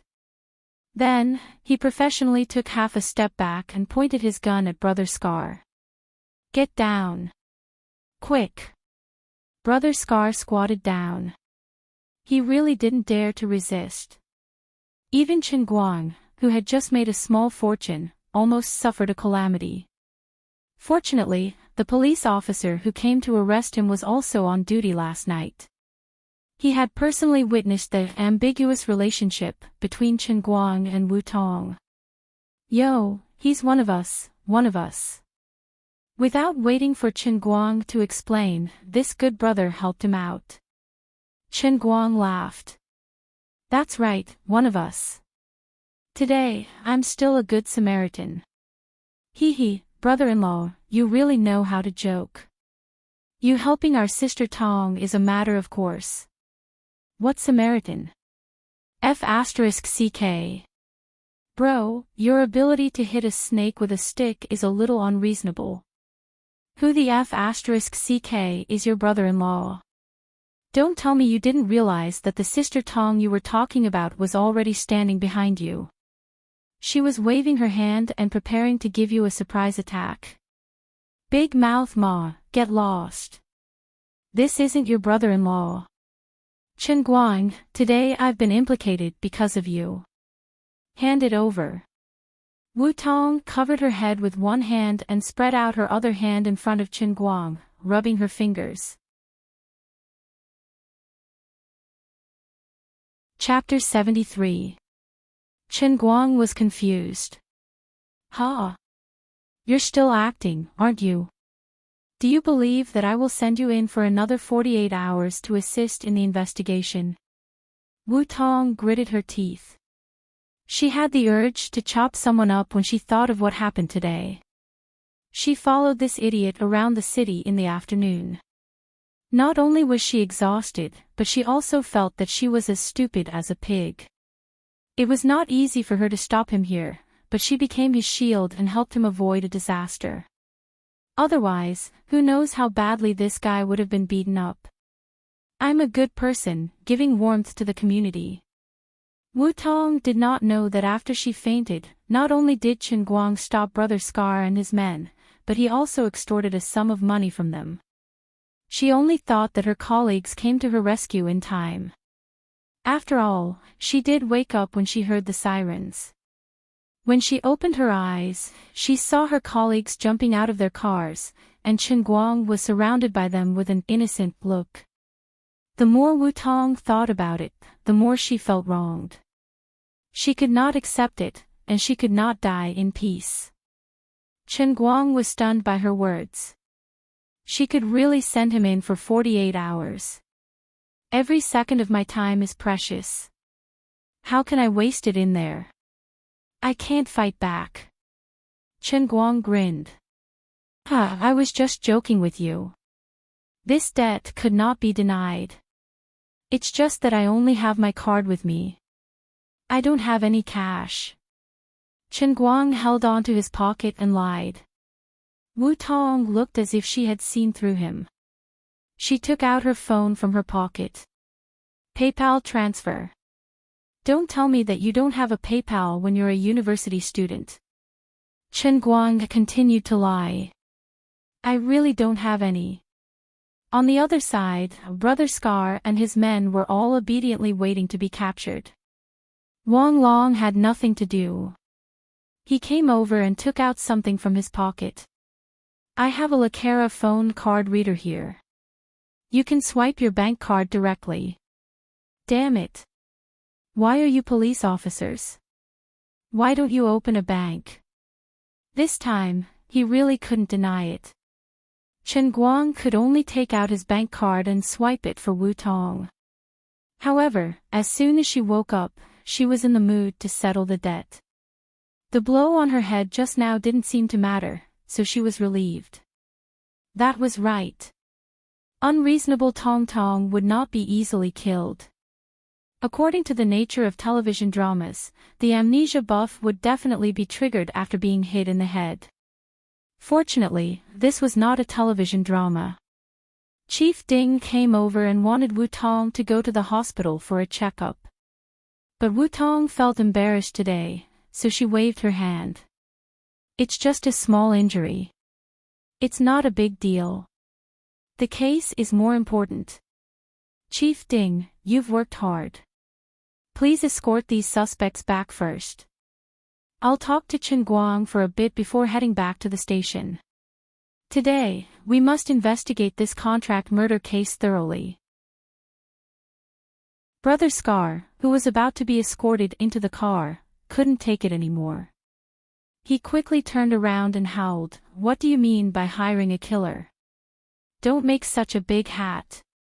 It was just hurting people." Hurting people. Eyeglasses Wu raised her head and looked at the waning moon in the sky. She looked like she didn't want to know Brother Scar. "Brother, can you be more straightforward? I think they don't need to interrogate you. They just used a little trick to scare you, and you'll confess everything." When the escort car and police cars gradually went away, Wang Long was left sitting in Wu Tong's Wrangler. Wu Tong looked at Chen Guang with a complicated expression. Chen Guang's heart thumped. Could it be that she still has feelings for him? I have to nip this scary bud in the bud. Are your injuries really okay? I was scared just now. Hey, why is it that the words coming out of my mouth and my heart are completely different? My heart doesn't want it, but my body is too honest. Wu Tong shook her head. It's not a big deal. I just happened to be hit in the temple. I didn't feel it when I recovered. That guy with a scar on his face is too shameless. He actually used a weapon to sneak attack me. Otherwise, I wouldn't have lost. Yeah, he's too shameless. I can roughly guess who hired someone to do this. Don't worry, I'll give you an explanation. This kind of behavior is challenging the bottom line of the law enforcers. If everyone takes revenge, what's the use of the law? Chen Guang nodded. Yeah. Let's uphold the dignity of the law. But Pan Zhang's father seems to be the vice president of some construction company. He's quite powerful. How do you know it's Pan Zhang's family? Wu Tong was shocked. Chen Guang covered his head. Sister, I got into Gokyo University fair and square. I scored more than 640 points in the college entrance examination. I'm not stupid. Can you not question my intelligence? That's true. Apart from that, Pan Zhang's attempted rape also needs to be explained to the female victim. We can settle these two matters together, Wu Tong said. Chen Guang was puzzled. Didn't you say that he didn't commit a crime? Now, you're... Wu Tong snorted. But I didn't say that I'll let him get away with it. Why should I explain to you what I do? Anyway, go back to your school and be a good student. I can at least guarantee that you won't be harassed by Pan Zhang's family anymore. Chen Guang was amused. That's great. Thanks a lot. Seeing that he was about to leave, Wu Tong looked at his car and suddenly remembered something. Oh yeah, let me ask you. Why are you driving around the city in broad daylight? Don't tell me. Wu Tong wanted to ask him if he noticed that she was following him. Scratching his head, Chen Guang waved his phone and replied, nothing much. My mom is sick and needs medication. It's tens of thousands of yuan a month. I usually work and study to earn some money. It's not easy for me to save up a little more than 10,000 yuan. Doesn't that mean I have to pay you a fine of 10,000 yuan? That's for my mom's medication. I have no choice but to make a few more trips to get the money as soon as possible. His words were half-truths. His motive was simple. Seeing that she was a good person and had taken his money, he would be happy if he could make her feel a little guilty. Wu Tong was stunned. You're on the internet, my liver hurts. My stomach hurts too. No wonder he had been wandering around the city all day. He was running the internet. How could I be so stupid? Oh no, my blood sugar is low and I'm feeling dizzy. Wu Tong's face was black as she laid on the Wrangler's passenger seat. However, she understood why Chen Guang was so determined to renege on his debt. It turned out that his family was in such a difficult situation. This was his mom's medication. Come to think of it, I was too much. A hateful person must have a pitiful side. Sigh. Wu Tong indeed felt guilty. When she looked at him again, she was much more pleasing to the eye. She thought to herself, a filial man can't be that bad, right? She stuck her head out of the window and said to Chen Guang, who was wiping the front windshield with a rag, how about I return the money to you first? Just take it as a loan. Chen Guang shook his head. It's okay. I'll figure it out myself later. Okay, then I'll go. Wu Tong waved at Chen Guang and gestured for Wang Long to drive. Wang Long whispered, you like him, right? Wu Tong rolled her eyes. Pfft. He's just a kid. How can I like him? Stop joking. Yesterday, I must have gone crazy and taken the wrong medicine. I was going to beat him up today to vent my anger, but I ran into those ignorant hooligans and ruined my plan. Wang Long only smiled and didn't say anything. He thought to himself, even if Brother Scar and the others weren't around, she wouldn't have been able to do it. Why don't you think about what you were like yesterday? On the other hand, Wu Tong knew that the feeling from yesterday might be brief, but it left a deep impression on her. When she recalled it, her face would still turn red, and her heartbeat would quicken by 10% when she spoke to Chen Guang earlier. It wasn't much, but she was sure that it was faster than usual. She thought to herself, what the hell? How could I like this guy? There's no reason. Unfortunately, no matter how much she quibbled and denied it, she didn't say anything harsh to Chen Guang in the end, even though she had come with the intention of taking revenge. There was already a crack on the ice wall. When the wind blew, the crack would gradually grow and spread until the high wall collapsed. On the other side, Wu Tong and Wang Long returned to the Wenxing branch office. Chen Guang wiped the front windshield and drove the car to the auto repair shop near the school. It was much cheaper than the 4S shop, and he could also get insurance. He took a taxi back to school and weighed the money in his pocket. He estimated that there was a net profit of about 10,000. Not bad. Oh. I seem to have forgotten something. Is it to help those people plead for Wu Tong? Come on, it's already good enough that I didn't hit them when they were down. Plead for them. I'm not a saint. After tricking Brother Scar and the others, Chen Guang didn't have any psychological burden at all. He happily returned to the dormitory. He didn't know that Pan Zhang's family was in big trouble. Wu Tong was really angered by Pan Zhang's family. Chapter 74. Early the next morning, Chen Guang was woken up by his phone ringing. He opened his eyes in a daze and looked at the time. It was only 8:00 in the morning. He picked up the phone and impatiently said, "Who is it? If you have something to report to me, if not, get lost. I will kill you with a mouthful of salt soda." Go downstairs. Hurry up. I don't have time to waste with you, I'm waiting for you to assist in the investigation. Wu Tong's annoying voice came from the phone. At this moment, Chen Guang was speechless. He wondered if he had been possessed recently. This policewoman, you're still haunting me, right? Don't you know you're very annoying? What's wrong with me? Big sister, don't you know you're annoying? Didn't I give you the money? Can we not contact each other in the future? Chen Guang said what he thought. This time, Chen Guang was very honest. On the other side of the call, Wu Tong's face was so pale that water could be squeezed out. I'll count to 3. If you still don't come down, I'll shout from below your dormitory. Chen Guang, you heartless bastard. How can you not care after getting someone pregnant? Chen Guang's drowsiness instantly disappeared. If she really did that, he would be on the front page of the school forum tomorrow. How could he raise his head in the future? Don't. I'll be right down. Rolling out of bed, he hurriedly comforted the phone. That's more like it. I'm asking you to cooperate with the investigation, not asking for your life.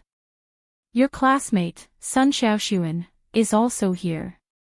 Today, we will close the case of Pan Dehai and Pan Zhang's attempted rape. Isn't this helping you? Wu Tong spat and then hung up the phone. Sun Xiaoxuan, who was at the side, opened his mouth and looked at her as if he saw a ghost. Wu Tong proudly raised her eyebrows at Sun Xiaoxuan. What did you just say? You said he can't get up so early. I think it's quite simple. This man, as long as you find his weakness, it's very easy to deal with him. Sun Xiaoxuan, you're still young. You have to learn more. Sun Xiaoxuan turned his face away. He felt that it was a bit embarrassing to stand with this policewoman. At the same time, his heart was already on guard. It seems that I have another rival in love. 3 minutes later, Chen Guang went downstairs. Wu Tong couldn't stop laughing at the teacup in his hand. Don't you think it's shameful for a man to carry such a sissy cup all day long? Chen Guang was too lazy to bother with her. He turned his face away and smiled at Sun Xiaoxuan. In Guang's hospital, Pan Dehai was sitting next to Pan Zhang's bed. Night surgery was successful. His son's surgery. Sun, Wang, Hai, Wang, Qing, Wang, Sun, Guer, I, Wang, up, 102, letting these 2, I, cost. By, I, 2, I was, he, to say. 2. With. In, I, tian, I, up, by, with, he. Of, he, and hill, he. They haven't called to report the situation. Maybe they think it's too easy and not worth mentioning. Pan Dehai didn't think that Wang, Scar, and Wu would take the money and not do anything. His Tongyan construction company had a lot of influence in Guang, and there were many opportunities to cooperate with them. They wouldn't offend him over this small amount of money. Pan Jiang noticed Pan Dehai's expression. Dad, what are you laughing at? Pan Dehai shook off the dust on his suit. Wait for a while. You can call your classmate and ask about Chen Guang. Pan Zhang's eyes lit up. Did they make a move? Pan Dehai nodded. Of course. How can I let the person who injured my son live a comfortable life? Does he think he can get away with paying the medical bills? Dream on. The Pan family doesn't need this bit of money.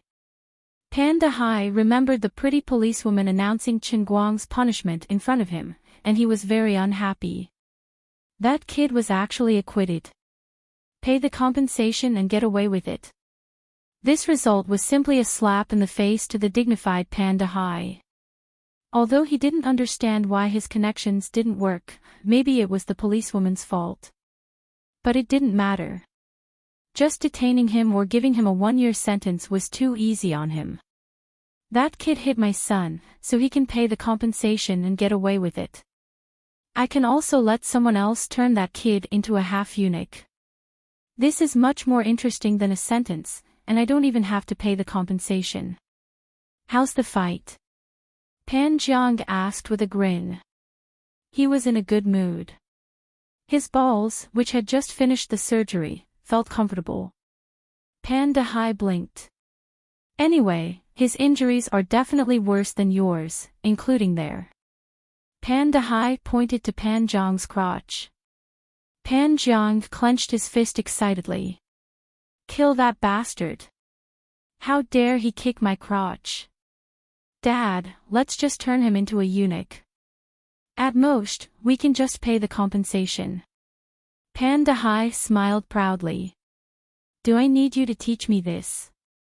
I guess even if he's not a eunuch, he should be close to it, right? The fat woman who was peeling fruits on the side, Pan Jiang's mother, also snorted. In my opinion, just injuring him is too easy on him.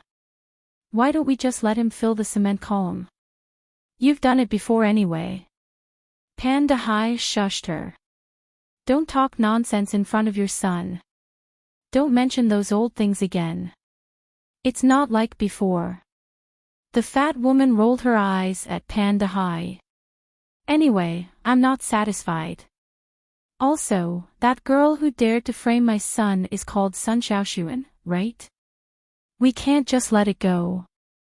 We have to teach that vixen a lesson. Pan Jiang also nodded slightly. Dad, I've never begged you since I was a child. But this time, I must get Sun Xiaoshuan. Help me. Pan Dehai looked at Pan Jiang again. Okay, let's celebrate your 20th birthday. It's rare for you to be so serious about a woman. Pan Jiang shook his head. I don't mean to be serious. I just want to play with her. Ruthlessly and break her. At this moment, the ward door was pushed open. Wu Tong walked in front, followed by Wang Long and 3 other police officers.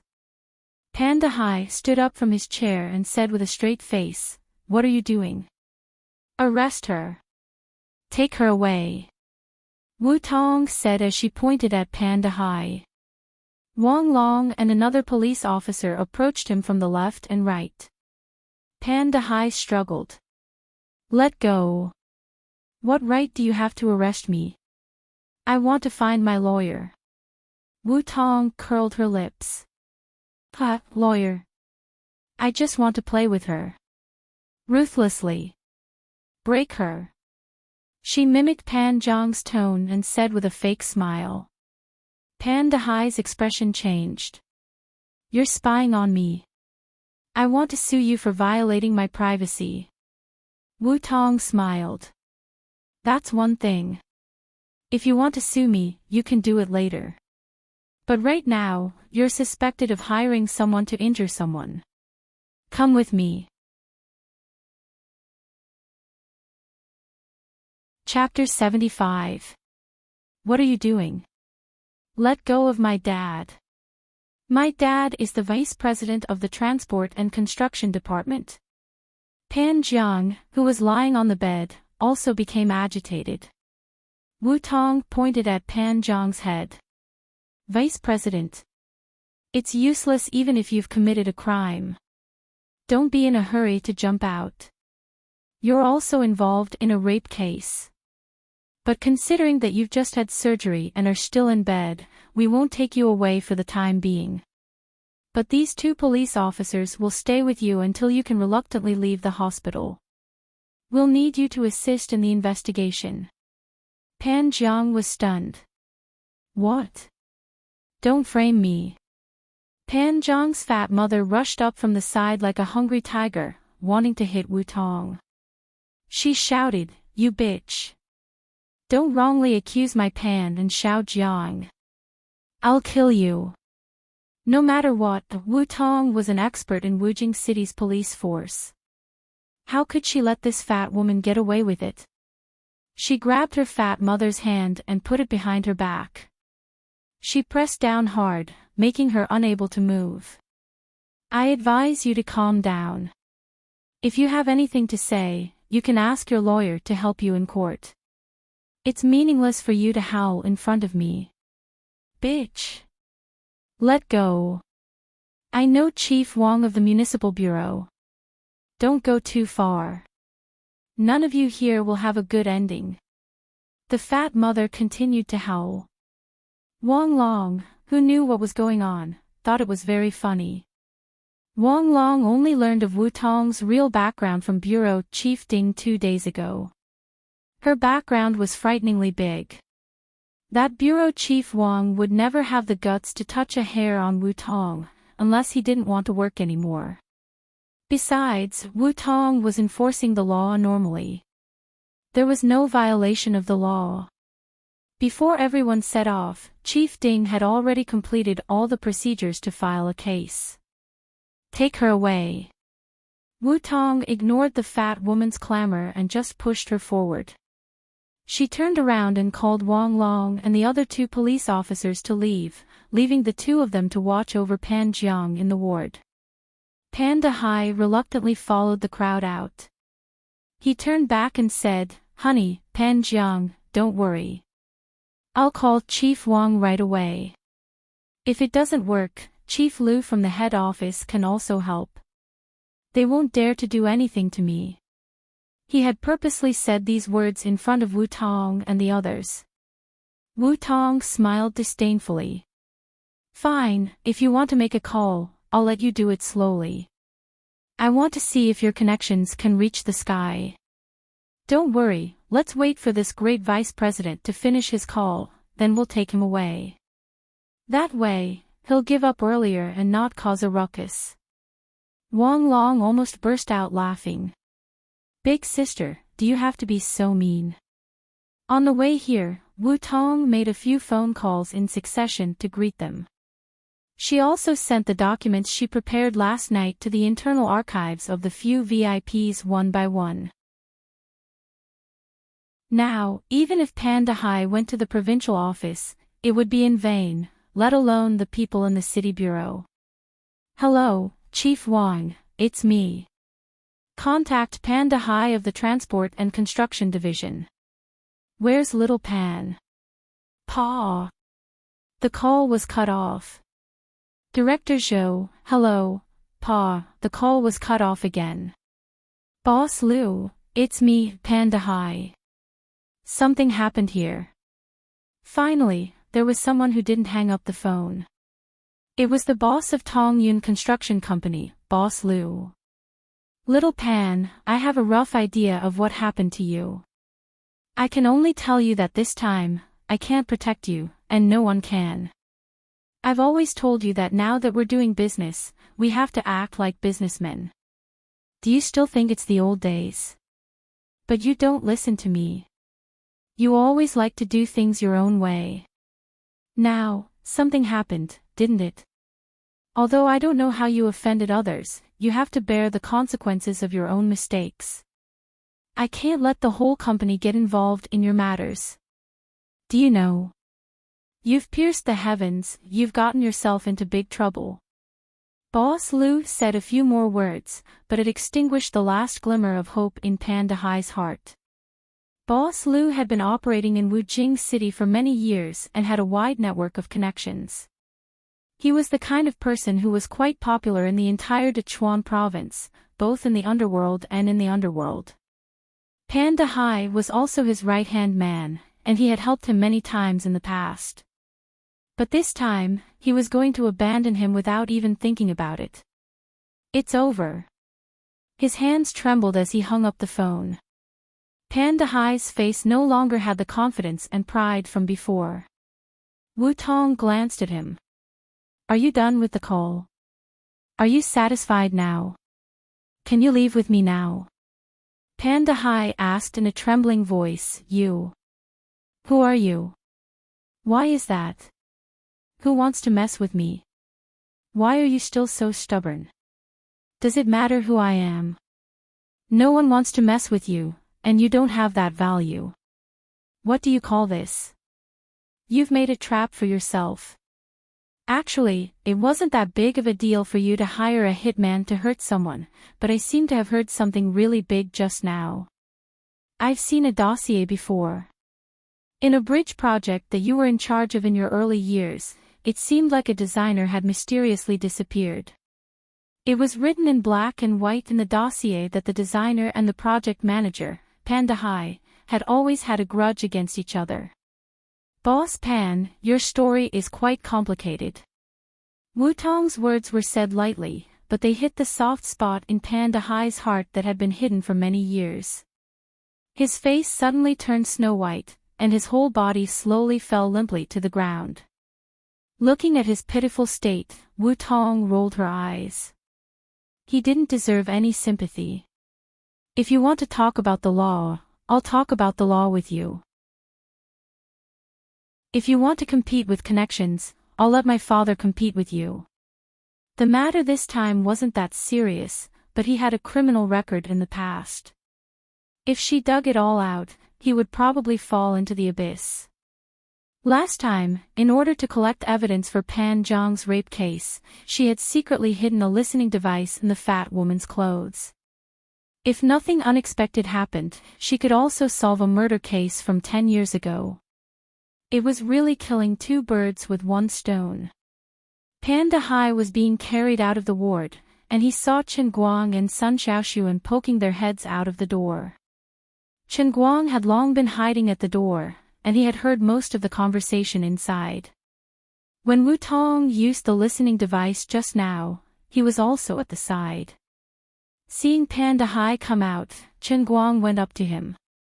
"Hello, Uncle Pan. I'm Pan Zhang's classmate, Chen Guang. I heard that someone kicked his egg, so I brought some quail eggs to visit him.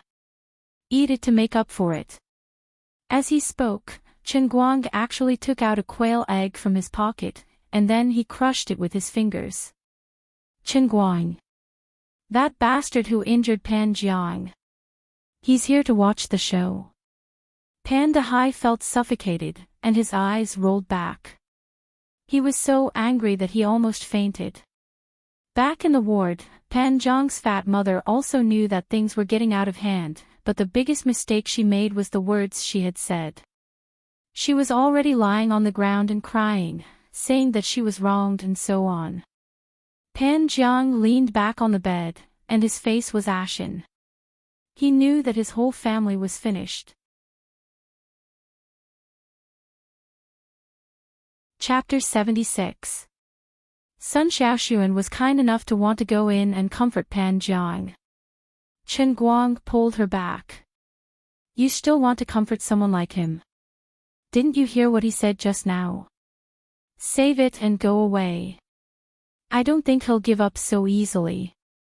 There are some things that I have to talk to him face to face." With that, Chen Guang walked back into the ward. Wu Tong wanted to stop him. "Chen Guang, what are you doing? Don't go in and cause trouble." Chen Guang's expression was very serious. "Officer Wu, I really don't want to go in and cause trouble. You don't understand Pan Jiang. If I don't go in and make things clear, let this kid see the situation clearly and warn him. Otherwise, Sun Xiaoxuan won't be safe, and I won't be safe either. You don't want to see me involved in some case of excessive self-defense or manslaughter, do you? Are you threatening me?" Wu Tong stared at him. Chen Guang shook his head. "No, I'm just stating the facts. I'm not going to argue with you about the law, but since some things can be avoided, it's better to avoid them as much as possible, right?" Wu Tong realized that she couldn't win against him in an argument.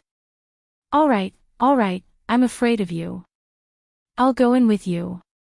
You better be careful. Even though you're in the right, don't go overboard and let others talk about you." Wu Tong finally agreed to Chen Guang's request. She even sent the other two police officers who were originally guarding the ward outside to make it easier for Chen Guang to speak. Actually, it was against the rules for her to bring people, including Chen Guang and Sun Xiaoxuan. But now that the people at Wenqing branch knew about her special identity, no one reminded her about it. Of course, it wasn't a serious violation. Chen Guang was happy. He was just afraid that Wu Tong wouldn't come in. When he entered the ward, Pan Jiang was staring blankly at the sky. His fat mother seemed to have fainted from crying on the ground. Pan Jiang, you're injured. As your old classmate, I'm here to visit you on behalf of the whole class. Aren't you going to welcome me? Chen Guang walked in with a smile and a despicable expression on his face. It couldn't be helped. This guy had only himself to blame. Even at this point, he still didn't know how to repent. If Wu Tong wasn't here, Chen Guang would have beaten him to death just based on what he had said earlier. It was just that he was being sarcastic with his words, but old Master Chen was really magnanimous. When Pan Jiang heard Chen Guang's voice, he slowly turned his head. His eyes that had been wandering around the horizon gradually came back to his senses. He abruptly straightened up from the bed. Chen Guang. You still dare to come? Oh. What's wrong? Did you become so bold after the surgery? You've improved. Why wouldn't I dare to come? Tell me, why wouldn't I dare to come? Chen Guang sat on the chair next to Pan Jiang's bed. He grabbed some melon seeds from the fruit plate next to him and started munching on them as he spoke. Pan Jiang's eyes were wide open and his eyebrows were raised. He was so angry that his whole body was trembling and his fists were clenched tightly. If it wasn't for the fact that he knew he couldn't beat Chen Guang, and if it wasn't for the fact that his crotch was still aching from the surgery, he would have jumped up and fought Chen Guang with all his might. You. Don't be too full of yourself. There will be a time when you'll cry and beg me to let you go. Chen Guang, you and I are irreconcilable. Pan Jiang squeezed out these words through his teeth. His hatred was monstrous.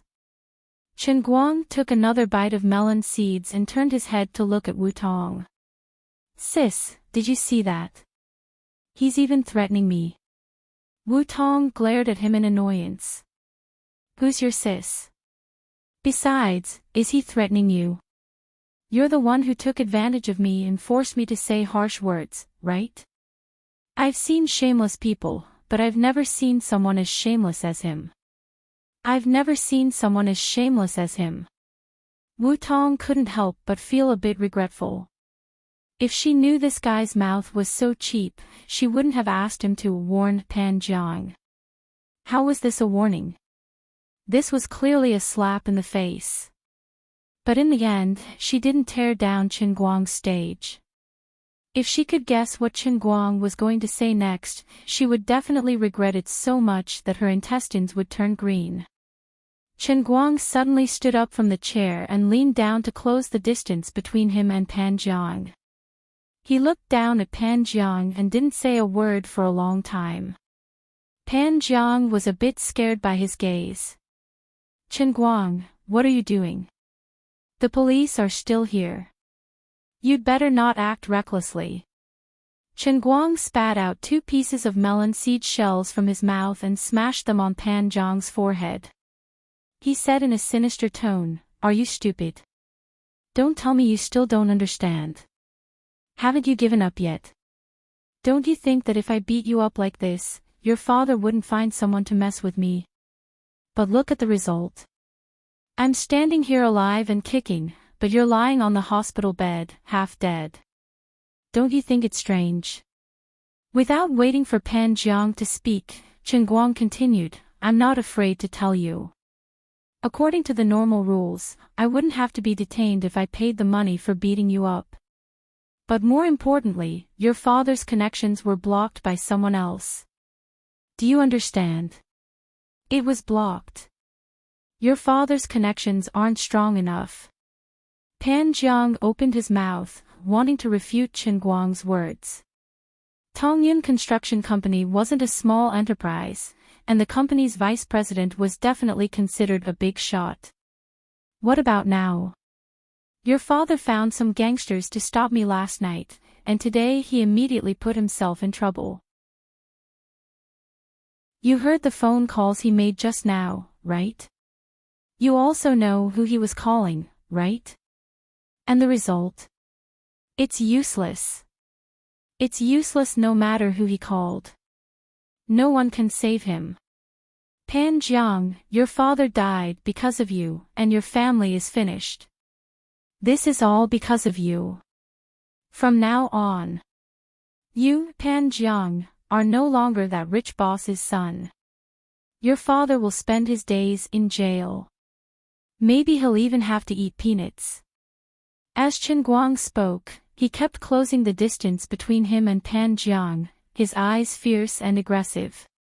Pan Jiang didn't dare to look him in the eye, turning his head to the side. His eyes were dull, his gaze blank, and his expression panicked.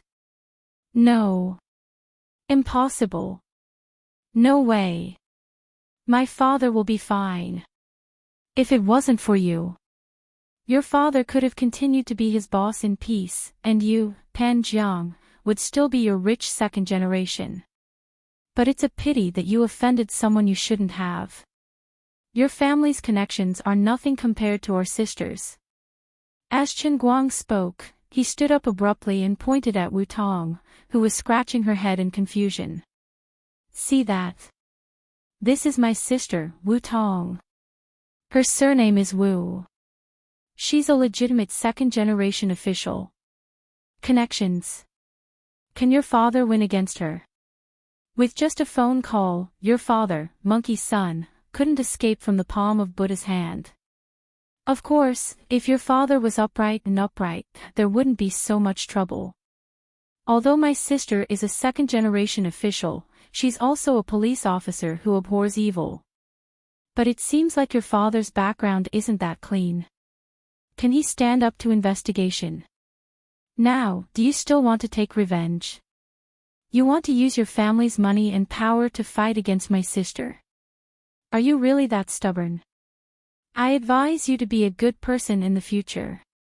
Since we're classmates, let's part on good terms, or else you'll be consigned to eternal damnation. What do you think? When Chen Guang said the last sentence, his tone became gentler, but it didn't make Pan Jiang relax. Instead, his heart turned cold, and his face turned ashen. Because the current Chen Guang was too confident. Fine. That's all I have to say. If you still have any tricks up your sleeves, show me. Sister, let's go. After saying that, Chen Guang turned around and left. He even dragged Wu Tong, who was dizzy from his lies, out of the ward. Wu Tong only had one thought in her mind. Oh my God. I never expected that there would be such a despicable and vicious person in this world. You've really reached a whole new level of intimidating others with your connections. Chapter 77. Wu Tong was not stupid. What did he mean by, "This is my sister, Wu Tong, her surname is Wu"? He was obviously hinting to Pan Jiang about her relationship with Wu Shan, Chief Wu. Chen Guang could not possibly know about this. In that case, this guy must have thought of his father because of his surname. After all, her father had been on TV for the past 2 months and was considered a celebrity in Wujing City. He was purposely creating a misunderstanding for Pan Jiang, making him think that she was Chief Wu's daughter. He actually guessed correctly. Are you born in the year of the dog? If Wu Tong knew that this was the second time Chen Guang had used the same trick, she might have the urge to strangle Chen Guang. Actually, after she left the ward, her hand was already on Chen Guang's neck. You! What kind of person do you think I am? Since when did I become your sister? I'm not close to you. Don't try to pull a fast one on me. Wu Tong was furious. That's too much. Of course, even though she said that and looked as if she wanted to eat someone up, in the end, she didn't really have the heart to do it. She was a person who had a sharp tongue but a soft heart. Just like the day when she had recovered from her emotional state, she looked like she wanted to beat Chen Guang to death with a rubber baton. But until today, she did not do it. Chen Guang laughed and moved Wu Tong's hand away from his neck. All right. Who are you? You're the people's justice. The protector of justice in the world. Officer Wu. I'm doing this to kill Pan Zhang's motive in the cradle. I'm also defending the dignity of the law. Wu Tong spat at him and said, Save it. No matter how I look at you, I still think you're going to add insult to injury. Chen Guang shook his head. No, no. Look at me, look at my sincere eyes. Believe me, I'm not that kind of person. As Chen Guang spoke, his eyes widened as he stared at Wu Tong, getting closer and closer. Wu Tong turned her head and looked directly at Chen Guang's big face. She said, What are you doing? Wang Long and the others are waiting down there. Let's go, let's go. As she spoke, Wu Tong suddenly stopped talking. Looking at him at such a close distance, she suddenly recalled that night. Whenever she saw him, her heart would beat wildly, as if it was about to jump out of her throat. The hospital corridor, which was originally bustling with people, suddenly became dead silent. She could even hear her own heartbeat, which was getting louder and more intense. Her breathing also gradually became nervous and hurried. Wu Tong thought that a long time had passed, but it was actually less than 10 seconds. She turned her head to the side and pushed Chen Guang away. Stop it. Give me an explanation. Otherwise, you'll have a taste of your own medicine. Chen Guang flashed to the side to avoid Wu Tong's sneak attack. With a straight face, he seriously said, Officer Wu, you don't understand Pan Zhang. You're right. I just deliberately made up your identity to look like I was taking the opportunity to humiliate him. But in my eyes, he's just a passerby in life, so there's no need to find pleasure from him. But you also saw that he didn't have the slightest bit of repentance just now. He hates me and Sun Xiaoxuan to the bone. Even if he's sentenced to prison because he drugged the class monitor, it won't be more than 2 years, right? Not to mention that he didn't succeed, so I'm afraid the time is even shorter, right? Wu Tong felt a bit disappointed when he turned serious and even called her Officer Wu. But she didn't show it on her face. She also put on a solemn expression and nodded. That's true. Chen Guang solemnly replied, That's right. He will regain his freedom sooner or later, and if he maintains the same mentality as before, coupled with the fact that his father, Pan Dahai, must have left him quite a sum of money. If that's the case, can I and the class monitor study in peace in the future? I'm afraid we'll have to live in fear all the time, right? So, that's why I'm borrowing your power to suppress his heart. To make him feel that there's no hope for him to succeed in his revenge. Or, even if he succeeds, he won't be able to bear the counterattack of my big sister, Officer Wu. In the future, he'll gradually let go of the hatred he has for me and the class monitor, and steadily live his second life. As the saying goes, revenge breeds revenge, when will it ever end? I've put a lot of effort into this, so please understand. How do you know he'll really be scared? Wu Tong didn't believe it. Chen Guang smiled confidently. If it was someone else, this trick of mine might not be effective. But for Pan Jiang, I'm willing to bet 10,000 that it'll definitely be effective. The more obsessed a person is with power and money, the more they'll be afraid of someone stronger than them. On the surface, Pan Jiang looked like a crazy person who relied on his family's wealth and power to be arrogant, domineering, and disregarding the law. But in fact, he was a slave to real power in his bones. His father is currently in big trouble. Although he doesn't know why no one responded to him when he called for help, it doesn't matter. At least it can give Pan Jiang the illusion that there's a big shot who wants to mess with Panda High.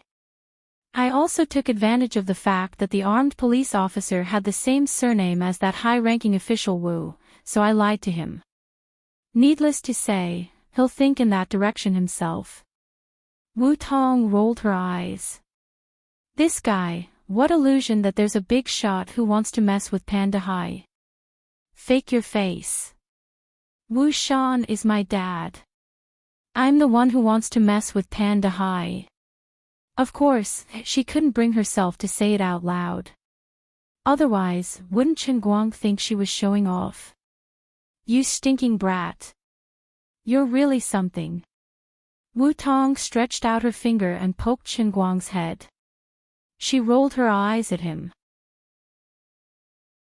All right, there's nothing for you to do here. I'll go back to the station first. I'm afraid there's still a lot of cases behind Panda High that need to be dug up. Most of the credit should go to me. This is the biggest contribution I've made since I started working. Last night, the arrest of Brother Scar's gang was also my credit. I owe you a favor. I'll treat you to a meal later. I'll leave first. After walking a few steps, Wu Tong turned around and looked at Chen Guang from head to toe. She had to say, after everything was over, this brat was quite pleasing to the eye. Perhaps Wu Tong didn't feel it herself, but after that unforgettable night of emotional torture, although that feeling had disappeared, the memory remained. Although she said she hated him and couldn't get used to seeing Chen Guang again, deep in her heart, she couldn't bring herself to hate him at all. She thought about how she always suffered losses whenever she met this guy. On the first day, she wanted to detain him for 15 days, but he walked away with his head held high. On the second day, she wanted to beat him up, but she ended up helping him beat others instead. Instead, she became his free thug. Today, she was used by this guy again. He said that she pretended to be a rich second generation to scare Pan Jiang, but it turned out to be true. Wu Tong had suffered too many losses. If she didn't get back at him, she wouldn't feel at ease. Oh, that's right. Didn't this brat call me sister just now? I'll go along with it and make this brat shorter than me for no reason. I'll piss you off. Brat. I'll remember what you said just now. When you see me in the future, call me sister. Do you hear me? I'm your sister. Behave yourself. Don't let me catch you and send you to the police station. Otherwise, you won't be able to bear the consequences. Oh, you're still thinking about that 11,000 yuan. Don't worry about it. I can lend it to you, but don't think about winning it back from me. Let's go. This time, Wu Tong really left. She whistled and skipped. She was in a good mood and very proud of herself. She never thought that if she really recognized Chen Guang as her brother, she would be the one at a disadvantage. Chapter 78. Why are you looking at me like that? Is there something on my face? Chen Guang felt uncomfortable being stared at by Sun Xiaoxuan's weird expression. He couldn't help but ask when they walked out of the hospital. Sun Xiaoxuan smiled mysteriously. Nothing. I just think you've become more handsome recently. Chen Guang was delighted. He touched his face. Really? Really? Sun Xiaoxuan was disgusted by his narcissism. He poked him in the waist with his finger and laughed. Stop being so smug. Hurry back to school. Today is the swimming team semi-finals. We don't have a basketball team this time, but the whole class is counting on you to do well. Even though everyone says that it's important to participate, Teacher Zhua will be disappointed if he returns empty-handed. Oh. So I've become famous in class these past 2 days. Chen Guang was overjoyed. He didn't know that swimming fast had this benefit. Sun Xiaoxuan nodded. Of course. The people who watched your race that day have become your fans. Gaoya, that big mouth, has been promoting you to the girls every day. You probably don't know that she recorded it with her phone and plays it to everyone she meets. Don't you pay attention to the boys? Chen Guang shook his head. He thought to himself, every second of my life is so fulfilling. I earn hundreds of thousands of yuan every minute. I don't have the time to care about what others say about me. I don't earn a single cent. So many girls admire me. He couldn't control his narcissism in the end. Sun Xiaoxuan nodded. Yes. It's not just the girls. Teacher Zhuo also said that he wants to watch your race today. When Chen Guang heard that, he scratched his head in puzzlement. All right, I'll treat it as if what you said is true. I'm really popular in the class, but why hasn't anyone confessed to me yet? There's no reason. As an old bachelor, it wasn't easy for him to become a celebrity, but why did he have to continue to be a bachelor? I can't accept this. Sun Xiaoxuan was speechless. The two took a taxi back to school. Before Sun Xiaoxuan left, he encouraged Chen Guang again, telling him to swim well today and maintain his winning streak until the finals. Of course, judging from the previous matches, this matter was set in stone without any suspense. Even Dong Tao was no match for Chen Guang. No one in the school could pose a threat to Chen Guang in the 400-meter freestyle. Sun Xiaoxuan only regretted that he didn't register a few more items for Chen Guang. Otherwise, it would have been great if he could have bought all of them. Chen Guang naturally agreed to Sun Xiaoxuan's encouragement. After all, this wasn't a difficult task, to begin with. Unfortunately, in the end, he still couldn't step onto the springboard of the semi-finals. After returning to the dormitory, Chen Guang was about to tidy up his swimming trunks. When he opened his cabinet, he saw the glittering golden armor. An idea popped into his head. F***CK, it's been almost 2 weeks since I saved those two celebrities. Big Beard Deng's armor has been with me for so long. Why hasn't Big Beard called me? Didn't he say that he would give me a chance to earn 100,000 in 30 seconds? Could it be that he had forgotten about me? Scum! Bastard! Ungrateful ingrate! The new king of you, Go Jin. Poor me, I've been practicing my acting skills day and night for the past 2 weeks. I've been thinking about how to become a good actor. Although the more I practice, the more I fall behind, my sincerity can be seen by the heavens and the earth. But you? In the end, you were just saying it casually to be polite to me, weren't you? You never intended to be grateful, you were just messing with me, right? You're an animal. Do you know that your polite words caused the old man to lose his appetite and couldn't sleep at night? King took it seriously. You're a famous director, how can you trick a commoner like this? Are you even human? Chen Guang was a little unhappy. If it was anyone else, they would not be happy after being tricked like this. Turning around, he saw Bai Nyangzi with a rag doll on his bed. Don't ask him why there was such a thing on his bed. There was no need to explain. Jumping up, Chen Guang grabbed the rag doll and wrote Big Beard Deng on it. I'll break your hand. I'll break your neck. I'll wrap your legs. I'll beat you to death. Chen Guang subjected Bai Nyangzi to inhumane torture to vent his anger. After he was done, he had a flash of inspiration. Oh, did you forget about me? Then you don't remember this set of armor, right? Furthermore, I didn't write an IOU. This thing's workmanship is so exquisite. It should be worth at least $2, right?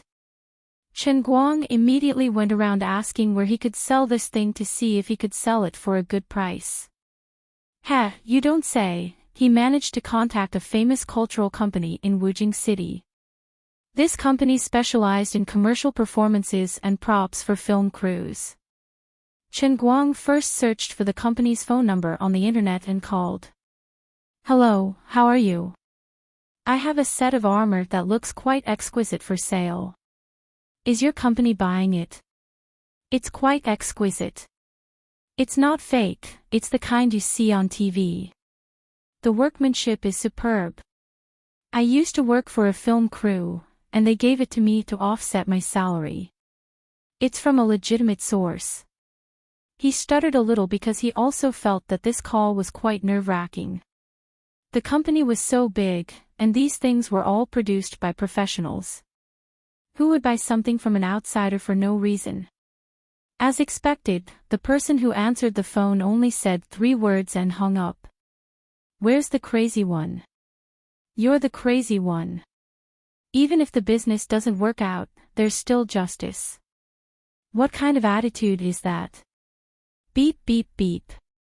Looks like I can't sell it. Chen Guang threw the phone away angrily and went to hit the villain again. After a few minutes, the company called back. Hello, sir. Do you want to sell armor? If it's convenient for you, can you send a photo for us to see? My name is Hao Yukai. My WeChat ID is. The number was the same as before, but the voice had changed from a young woman to a middle-aged man. Perhaps he was the manager of the company. Although he was unhappy, for the sake of money, Chen Guang still sent a photo to the other party patiently. Within a minute, the other party called again. Mr. Chen. Where are you now? I'll be right there. 50,000. One price. 50,000. Alright, Chen Guang had no idea how much this thing was worth. However, it didn't seem too bad if he could get 50,000 yen from selling a bunch of metal pieces. He agreed immediately and asked the other party to drive to Gokyo University.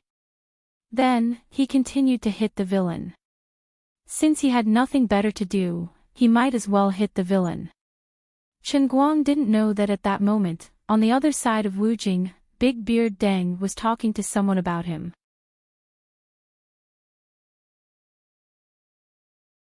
Chapter 79. After spending more than 2 weeks, Deng Xiaojiang had finally smoothed out the series of unforeseen events brought about by the sinking of the pleasure boat. The film crew continued to work. They had just finished filming the scene in the lake 2 days ago. Today, they were going to film a battle scene with many generals. The props team did an inventory and found that a set of armor for the deputy general was missing. Deng Xiaojiang was furious and scolded the person in charge of the props team, Xiao Hu. What the hell are you doing? How could you lose such a big set of armor? You lost it just like that. Why don't you just throw it away? I don't care what you do. Hurry up and get me a usable set. I need it this afternoon. If you can't get it back, don't come back.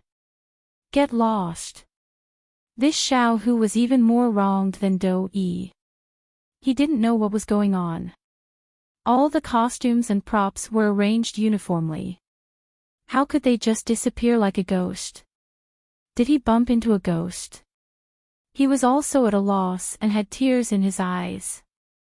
Big Beard Deng's saliva scolded him. He then shrank his neck and slipped away. Alright, I'll think of a way to find it. Wujing City is so big. It can't be that I can't even find a usable set of armor, right? After the poor Xiao Hu had gone far away, the site supervisor, Old Ma, looked like he wanted to say something but stopped himself. He had a strange expression on his face. Big Beard Deng glared. Old Ma, what's with that expression? Are you constipated or something? Do you need me to clear it for you? I didn't scold you, did you feel uncomfortable? If something drops, aren't you responsible as the site supervisor? Old Ma chuckled. Director Deng, I deliberately waited for you to finish scolding Xiao Hu before coming over. I was giving you a way out. My dear Director Deng, why don't you think about it again? Didn't you ask me to give that set of armor to Bro Chen Guang? He wore it and took it away. The one who saved Jin Shiyue and Jiang Yage, Chen Guang. It was that day. Big Beard Deng slapped his forehead. Ha! That's right. How could I forget about that little brother? Look at my memory. I'm so busy. That kid wouldn't be cursing me for being ungrateful in his heart, right? Old Ma laughed it off. Director Deng, don't worry. Brother Chen Guang is a reasonable man. He definitely won't make up stories about you. Why don't I call him now? Deng Xiaojiang shook his head. Forget it. I'll do it myself. It's already been 2 weeks. If I don't call him myself, I'll look like I'm putting on airs. Chen Guang did not make fun of Big Beard Deng in his mind, because he was busy beating up the villain. When the call was connected, Big Beard Deng said with a smile, "Hello?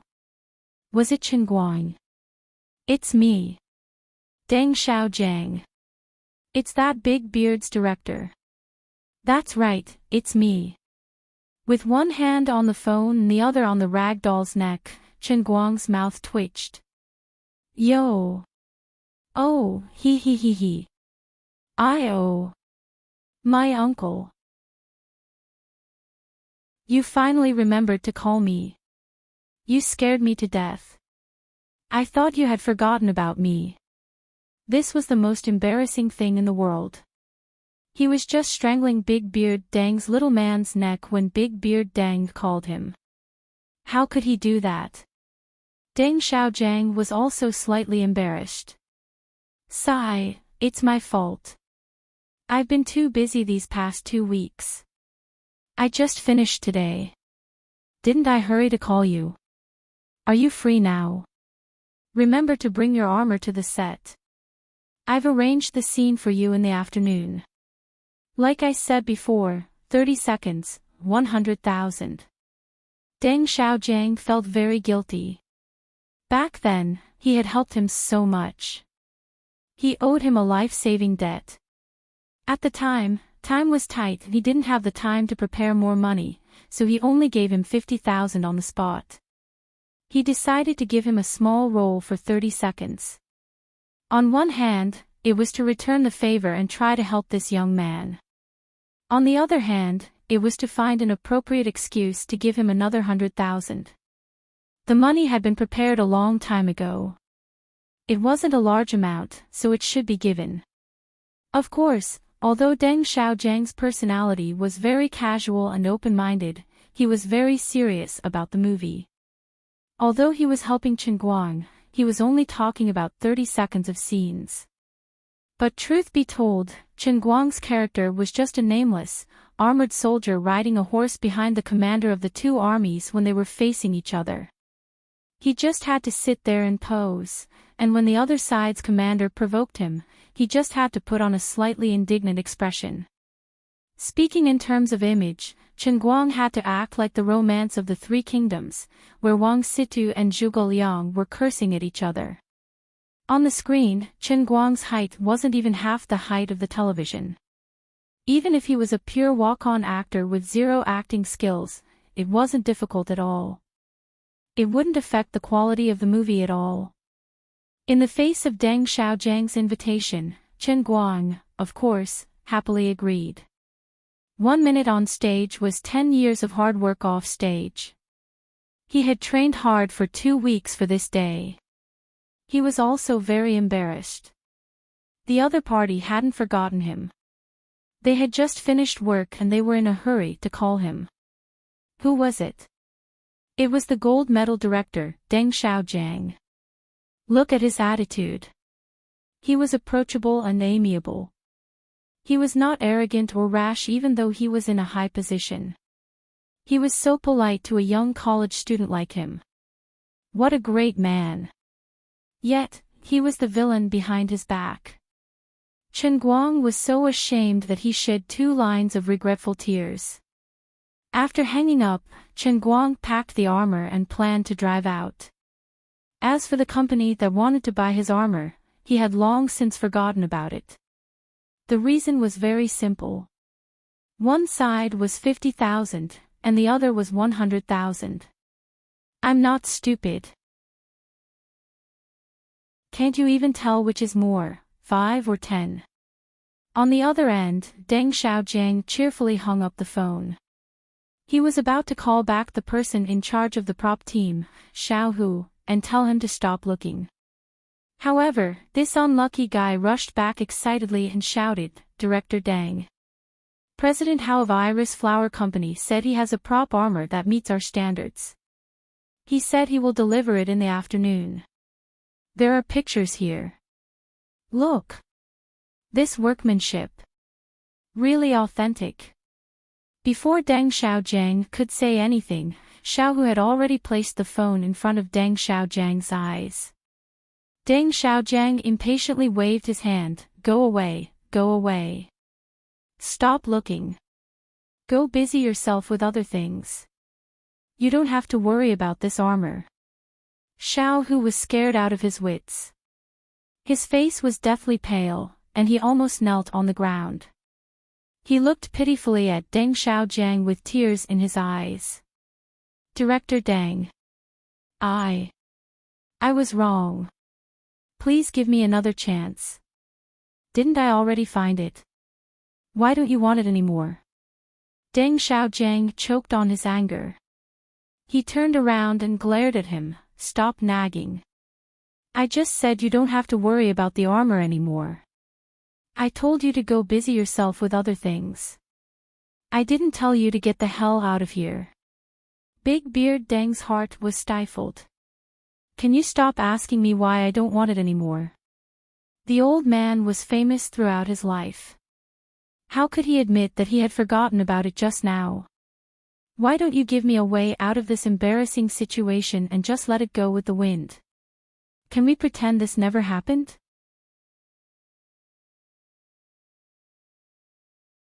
Chapter 80. Old Ma was trying so hard to hold back his laughter that he almost fainted. Seeing Deng Xiaojiang's ugly face, he quickly came over and said, "Xiao Hu, stop making wild guesses. It's really okay. I have other arrangements for the armor. You can thank President Hao of Iris Flowers for me. The armor really isn't needed. You should get busy with other things. Don't let your imagination run wild. You've been with me and Director Deng for many years. Show some more confidence." As Old Ma spoke, he subconsciously glanced at Xiao Hu's phone. He was puzzled. Why does the armor in the photo look so familiar? It's so similar to the one we used to wear. After Xiao Hu walked away with a confused look on his face, Old Ma finally couldn't hold back his laughter. Big Beard Deng kicked his butt and said, "Get out of here too." Old Ma laughed and walked away. He went back to find Xiao Hu and asked him to forward the photo that Iris Flowers sent to him. He looked at it a few more times. The more he looked at it, the more it looked like the one that the crew used. Amazing. He thought that Iris Flowers had tried to work with him and Director Deng many times before, but it didn't work out. Although he didn't help much this time, he was still very enthusiastic. Their costumes and props are pretty good. This set of armor is on par with the one I made myself. It's just as exquisite as the one I made. It's just as exquisite. I can contact them later and strengthen our cooperation. Old Ma didn't expect that he was the one who gave the armor in the photo to Qin Guang. That Iris's Flower Company's chairman Hao only forwarded Qin Guang's photo to Little Hu of the props team. "Director Ma, what are you laughing at? You look so happy." As soon as he turned around, Jiang Yage, who had just finished her makeup, came over. She couldn't help but ask when she saw Old Ma standing under the tree with a silly smile on his face. Jean Shirue followed behind Jiang Yage and reminded her loudly, "Song Yage, don't jump too much. The ornament on your head is going to fall off." Old Ma was happy. He was worried that Big Beard Deng would make a fool of himself, but he had no one to share it with. The other people in the production crew might not dare to listen to Big Beard Dang's embarrassing gossip, but the two of them did not care at all. Old Ma vividly talked about Big Beard Dang's embarrassing stories with Jin Shuiyue and Jiang Yage. He even showed the two stars the photo of the armor. When Jiang Yage heard that the young man from last time was really going to come to the crew, her heart was already in turmoil. Although Jin Shuiyue's expression didn't change, her heart was also in turmoil. On the other side, Chen Guang whistled and got into the car, ready to leave the school. What? You mean the school sports meeting? Sorry, there is no freestyle in my dictionary. Only 100,000 yuan. Oh, I seem to have promised by Nyangzi and the other two to take them to see the world. Save it. The director is giving you a chance to promote you, but you still don't know what's good for you and take some irrelevant people to see the fun. Aren't you making trouble for him? As a person, you have to know what's good for you and know your place. The director is grateful, but you can't beat him with a stick. You can't make things difficult for him. Chen Guang felt that he could enter the movie of the famous director, Deng Xiaojiang, and even get a full 30 seconds of scene. That was an opportunity that countless handsome men and beautiful women in the Northern Film Academy could only dream of, even if they took the initiative to go to the front door to be slept with. I just went into the water, and I was able to get such recognition and promotion from Deng Xiaojiang. It was really a blessing of 3 lifetimes. If I didn't cherish this opportunity, I would be letting down the god of fate. Although people say that my acting skills are terrible, maybe it's because I haven't met a talent scout who can stimulate my potential. Big Beard Dang has a movie every year, especially the 2 movies that were released last year and this year. Both went straight to the box office of 1 billion yuan. His ability to turn stone into gold is definitely top-notch. Chen Guang had reason to believe that under Deng Xiaojiang's guidance, this natural superstar of his would definitely awaken on the spot, and his acting skills would soar to the sky. After that, it would be the crucial 30 seconds of scene. Chen Guang winked at the rearview mirror and thought, I'm so handsome, if I get a close-up of my handsome face in the movie for 30 seconds, I'm afraid it will have a devastating impact on the reproduction of the human race. There will be millions of women who, after watching the movie, have high requirements for the appearance of the opposite sex around them. This will lead to an increase in the single rate. The birth rate will continue to drop. The Great Huaxia will continue to age. The reproduction of the entire human race will suffer a devastating blow. I will become a sinner in history, and be engraved on a monument of shame. Oh no, I was too immersed in my own thoughts, and my saliva dripped down and wet my collar. Magical power. Close. Chen Guang shook his head fiercely, and his silly disease disappeared. However, when he remembered that he really had 30 seconds of scene, he couldn't help but secretly laugh. He even looked forward to it in his heart. Maybe he really had the halo of a main character like the main characters in those novels. Originally, he was just going to be a bystander, and then in these 30 seconds, he showed a perfect performance that could make the hearts of countless audiences tremble. Then, he had a meteoric rise. In the next movie, he played the second male lead and won the Best Supporting Actor award at this year's Golden Horse Awards. Next year, I will become the male lead of Big Beard Dang's movie. I will become the youngest Golden Horse Best Actor without professional training in history. I will truly reach the peak of my life. That's right, life is often full of countless coincidences. I must seize this once-in-a-lifetime opportunity to rewrite the life of the best actor Chen Guang. Something is wrong. My condition is getting worse. Should I find a psychiatrist to talk about it later? I think I can still be saved. Okay, let's go. By the way, I should give that poor company a call. Maybe their people have already set off.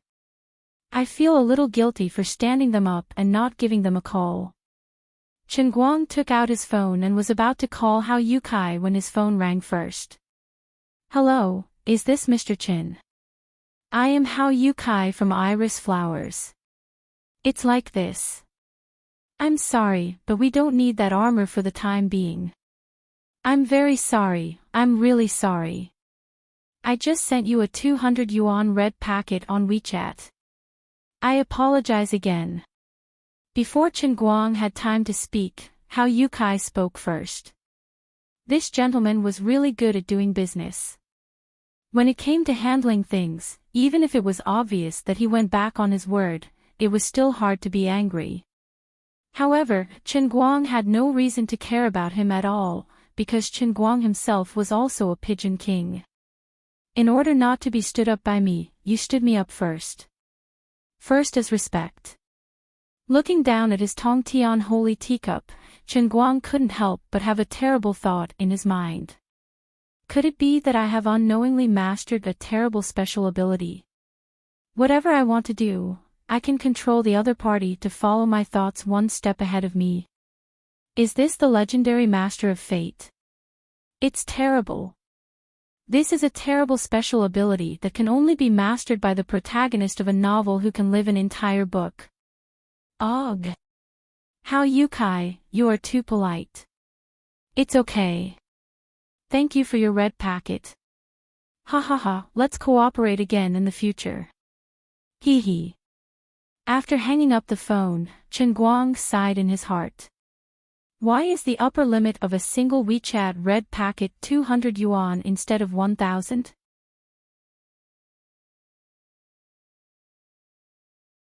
Chapter 81.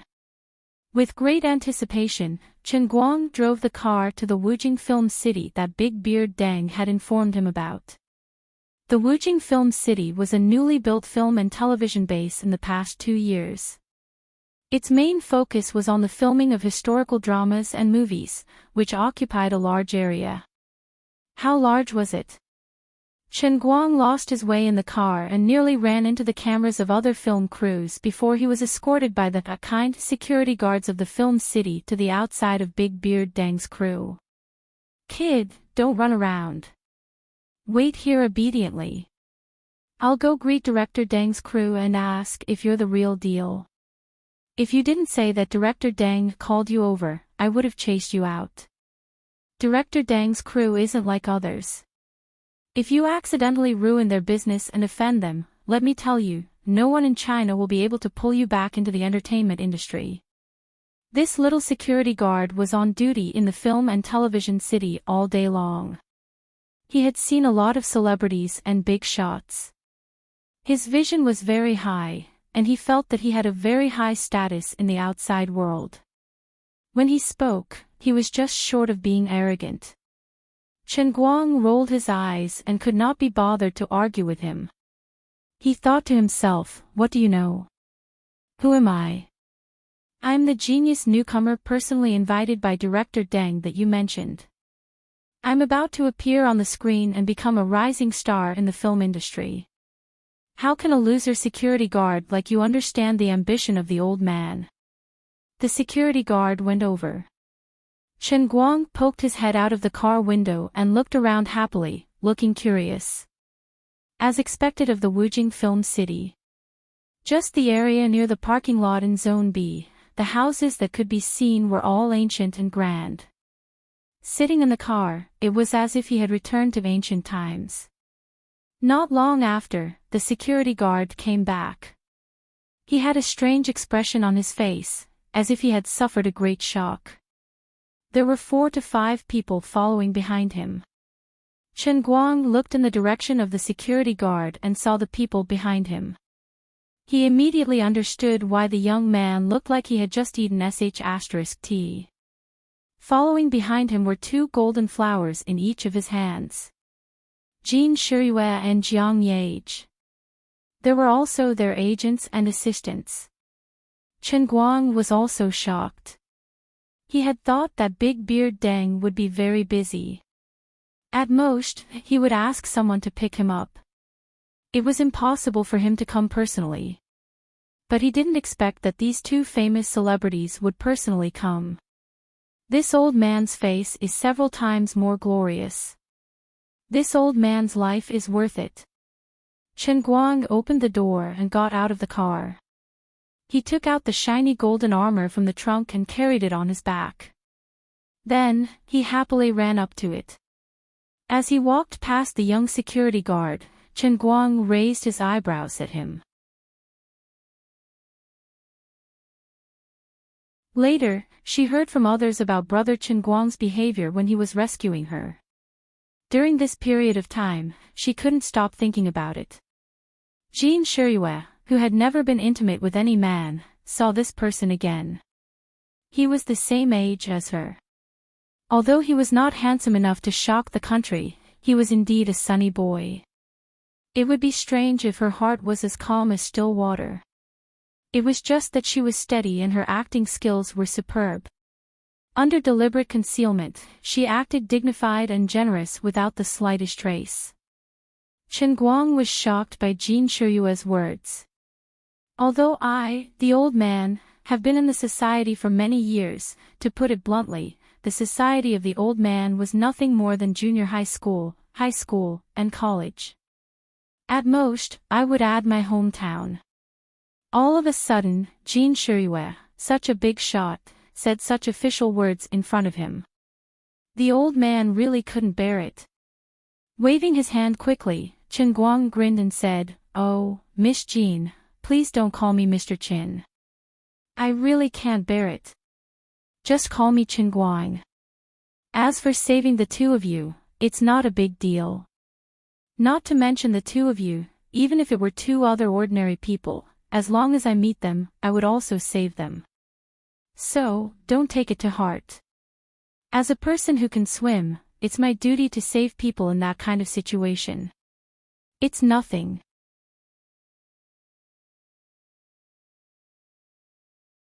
Chapter 82. Jiang Yage, who was on the side, was much more direct. Her small eyes kept sizing up Chen Guang from head to toe, especially the position of his crotch. At this moment, this little girl was thinking about the scene when Chen Guang was rescued by the site supervisor, Old Ma, and the scene of his broken thing swaying. She even subconsciously licked her tongue.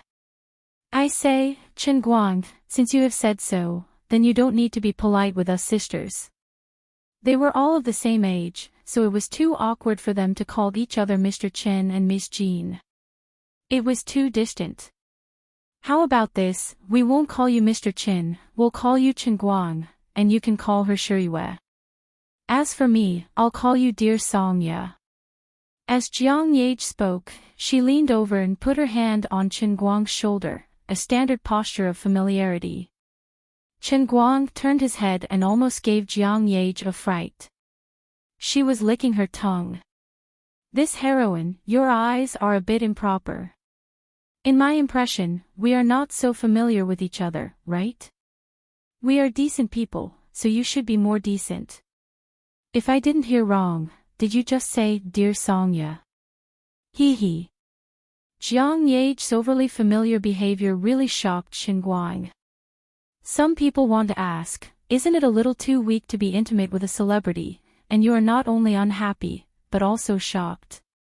But Chen Guang has to defend himself.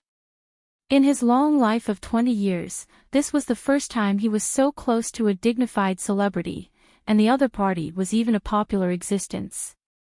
He really didn't know how to get along with big stars. "Did I make a mistake when I got off the car?" Jin Shiyue was fine, her performance was completely within his expectations, but what was going on with Jiang Yage? Why was her performance so different from the big stars that the old man had always known? Master Chen Guang was at a loss. Although Big Beard Deng was a bigger star, he was still a director who worked behind the scenes all year round. He wasn't as familiar as these stars who often appeared on TV. In addition, when he saw Big Beard Deng, he only had a pair of briefs on him. In desperation, he tried to trick Big Beard Deng into taking off his pants. Later, when he met Big Beard Deng at the tea house, Chen Guang seemed so relaxed and casual. When he heard that the performance was worth 100,000 yuan in 30 seconds, he didn't even think about it and called Deng Xiaojiang uncle. But Jin Shiyue and Jiang Yage didn't play by the rules at all, which caught him off guard. Chen Guang was stunned and didn't know what expression to use to face Jiang Yage, this weirdo. Sister Zhou finally couldn't stand it anymore. She came forward and calmly pushed Jiang Yage away. She grabbed Chen Guang's hand and said, "Hello, Mr. Chen. I'm Zhou Yun, the manager of left and right hands. Don't lower yourself to Solomon's level. She's just like that, she likes to joke. Ha ha ha ha. We just met each other. How can there be such a thing as dear Solomon?" As Zhou Yun spoke, she squeezed Jiang Yage to the side. She finally understood that this young master of hers had really fallen in love with her savior. How could she let this happen? Zhou Yun's attitude made Chen Guang calm down. He smiled and said, "Hello, Sister Zhou. Nice to meet you. That's right, this is the normal way to open." Jiang Yage was unhappy and came forward again. "Sister Zhou, you're wrong to say that. I'm very serious." Jin Shiyue grabbed Jiang Yage from the side and said, "Don't mess around. You're making Chen Guang nervous. Let's go back. We'll be in the next scene. We need to go over our lines." Jiang Yage finally stopped messing around. Chen Guang carried the armor on his back and walked with everyone to the filming location. On the way, Zhou Yun took the initiative to chat with Chen Guang. She really didn't want Jiang Yage and Jin Shiyue to have too much contact with Chen Guang. The two of them walked the path of purity. If they got too close to a young man outside the circle, she felt that it would cause unnecessary trouble. Zhou Yun's actions were understandable, but to put it bluntly, she was just someone who worked for Jiang Yage and Jin Shiyue. The two of them didn't want to be manipulated by her, especially Jiang Yage. She was like a sparrow that couldn't shut its mouth the whole time, chattering non-stop. Although Jin Shiyue didn't talk much, she would turn her head to size up Chen Guang from time to time, making him feel uncomfortable. Chen Guang was also very busy. He would turn his head to the left to chat with Zhou Yun, and then to the right to deal with Jiang Yage's questions. The situation finally went out of control after Jiang Yage said something. She said, "Oh right, when Brother Chen Guang saved me and Shiyue, I was still slightly conscious, but Sister Shiyue was completely lifeless. You performed CPR on us at that time, right? I vaguely remember that your hand reached behind my back and unbuttoned my bra. Then, you used your hand to push up our stomachs to force the water out of them. What were you thinking when you took advantage of us at that time? The feeling." Pfft. At the same time, Chen Guang thought that the beloved Solomon was the limit of this heroine. Only now did he realize that he was ridiculously wrong. For many years, the image of the two pure girls in his left and right hands was deeply ingrained in his mind, and it instantly disappeared. "Sister, where's your integrity? This kind of thing happened, it happened." The old man did draw a world map in the bedding after the incident, but everyone had a tacit understanding. "Don't reveal it in front of me like this. How am I going to face the future of my life like this? How am I going to have a pleasant conversation with you guys? Solomon, what nonsense are you talking about?" At that time, lives were at stake.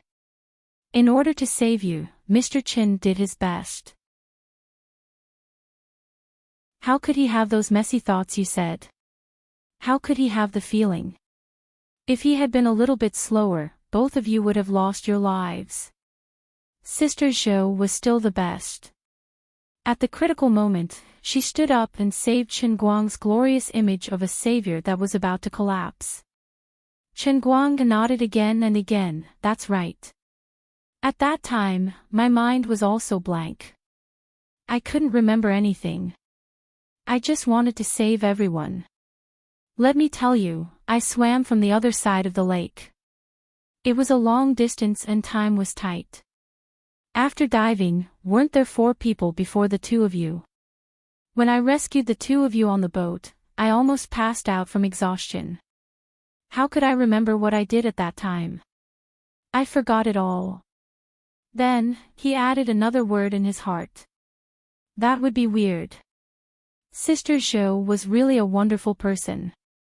As she said that, she opened the LV bag she was carrying and rummaged inside. She took out a checkbook and said, Mr. Chen, I really don't know how to thank you for saving our lives. On behalf of Shuyue and Solomon, I have a small token of my gratitude.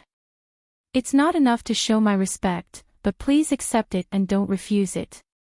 As Sister Zhou spoke, she swiftly wrote down a few numbers on the check.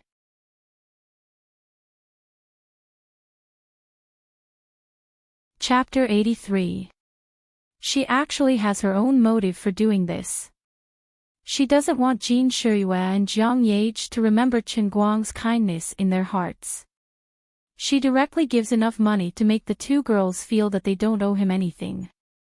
Chen Guang naturally won't be able to rely on this kindness to entangle with the 2 girls, killing 2 birds with 1 stone. Chen Guang glanced at it. My goodness, if I'm not wrong, this is 100,000. The old man's life is in danger of 100,000 today. Big Beard Dang hasn't even gotten his 100,000 yet, and there's already a harvest here. Today is a good day to go out, a good day to get rich, a good day to get 100,000. That's right, what tea in chat, what dear melody, it's all for nothing, it's still the bright red money that's more practical. Io, come to think of it, this is the first time I've seen something as grand as a check. You can just write something on it and you can get money. No, I have to go back and check how the check is cashed. Of course, I definitely can't ask now, I can't let others see through the truth of the old man's ignorance. Io, how can I accept this? Chen Guang pretended to decline while slowly stretching out his hand. Zhou Yun hasn't finished writing when Chen Guang's finger is already on the side of the check. Unexpectedly, halfway through, Jiang Yage suddenly appeared and snatched the check from Zhou Yun's hand. Sister Zhou, what are you doing? Chen Guang saved my and Sister Shuyue's lives. 100,000 yuan is enough to send him off. My and Sister Shuyue's lives are only worth 100,000 yuan. Are you humiliating Brother Chen Guang, or are you humiliating me and Sister Shuyue? How can you use the stink of money to tarnish Brother Chen Guang's life-saving grace? Jiang Yage is a little angry, she is a clever person, how can Zhou Yun's cunning thoughts be hidden from her? She would not easily get angry with Zhou Yun over other matters. But I have feelings for Chen Guang, and you still dare to interfere.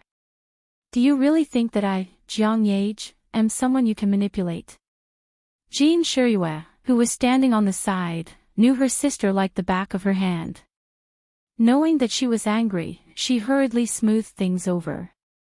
Yage, don't be like this. Sister Zhou didn't mean that. Don't make trouble.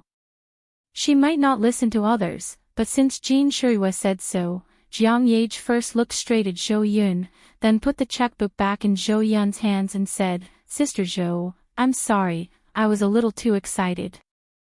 Zhou Yun nodded repeatedly and smiled apologetically. No, I was thoughtless. It was said that being in the king's company was like being in the company of a tiger. Zhou Yun had been the manager of his left and right hands for many years, so of course she knew the true background of the 2 women. It was just that the 2 girls had never been calculated with her, causing her to almost forget their identities. That was why she had interfered so casually today. Now, she suddenly realized that the 2 of them could not be treated as ordinary celebrities. The 3 of them are competing with each other, leaving only Chen Guang, whose fingers are still in the air, in the wind. Hey! I don't feel humiliated. 10 yuan is humiliating, but this is a whole 100,000 yuan. It's enough for my mother's medical expenses for 5 months. My family still owes millions of yuan. Don't think of me so noble, 100,000 yuan, I think it's very real.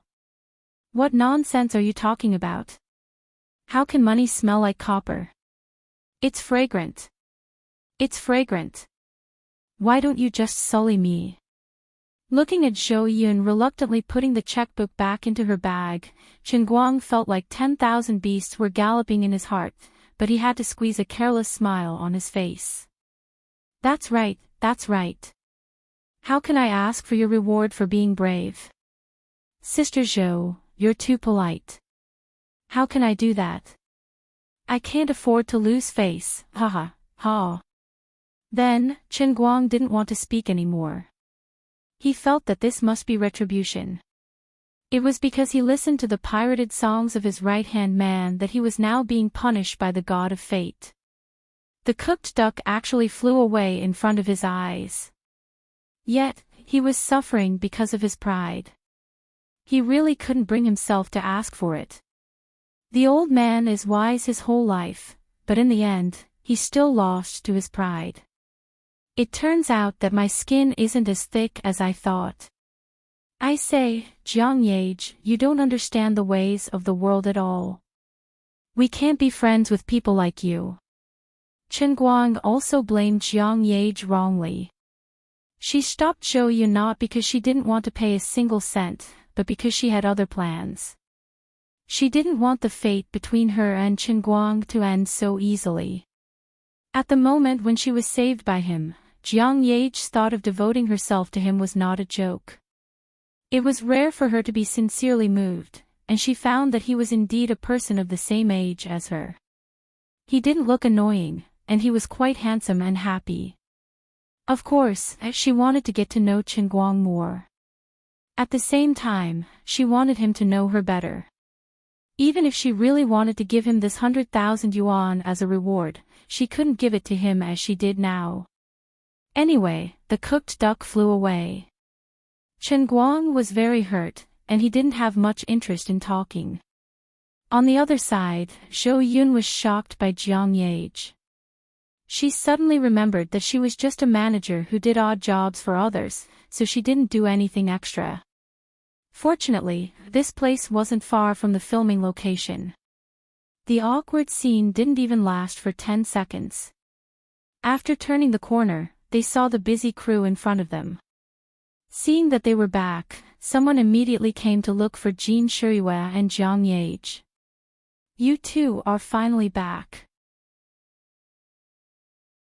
Director Deng said that in this group of shots, Yage, you should have the feeling that you have just fought with someone, and there must be blood on your clothes and face. The people of the #1 makeup group are looking for you everywhere. The staff member walked over in a hurry and urged Jiang Yage to go with him quickly. On the other side, Jin Shiyue was also caught by someone. The male lead came to look for her. Chen Guang didn't stay idle. A young man ran over and pulled Chen Guang, saying, "Hello, you are Chen Guang, right? Director Deng specifically asked me to guide you in your scenes. Come with me first. Put on your makeup first.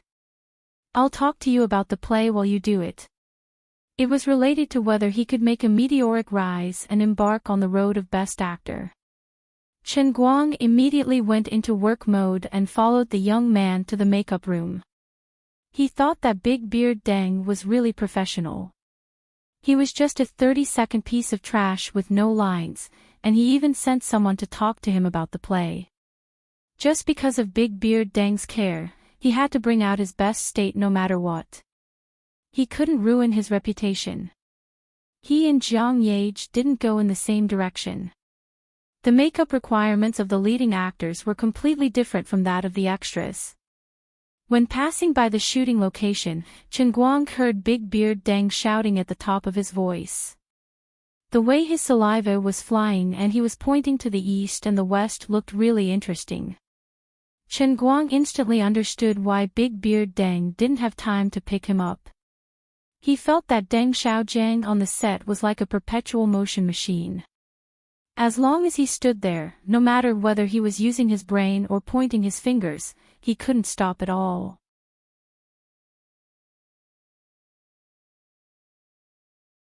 Chapter 84. Click. Click. Click. Shoya. I've told you many times.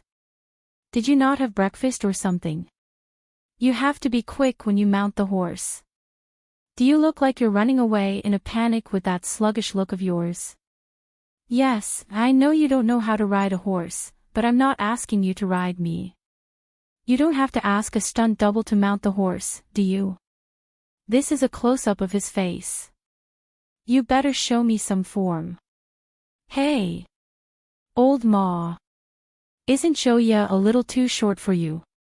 Or else you can find me a shorter horse. Hurry up. Hey, what are you doing? If the horse is shorter, won't the camera on the slide be shorter too? Are you stupid? How much shorter? Can't you use a ruler to measure it yourself? Why do you have to ask me for everything? Old Ma, are you looking for trouble? Open your eyes wide for me to see. It was written in black and white in the script. Counselor Zhuge opens the tent, rushes out, flips onto the white horse, fiercely lashes the horsewhip, and rushes into the depths of the forest. You brought me a stray horse? Are you King kidding me? Chen Guang knew the actor Zhou, who was being scolded.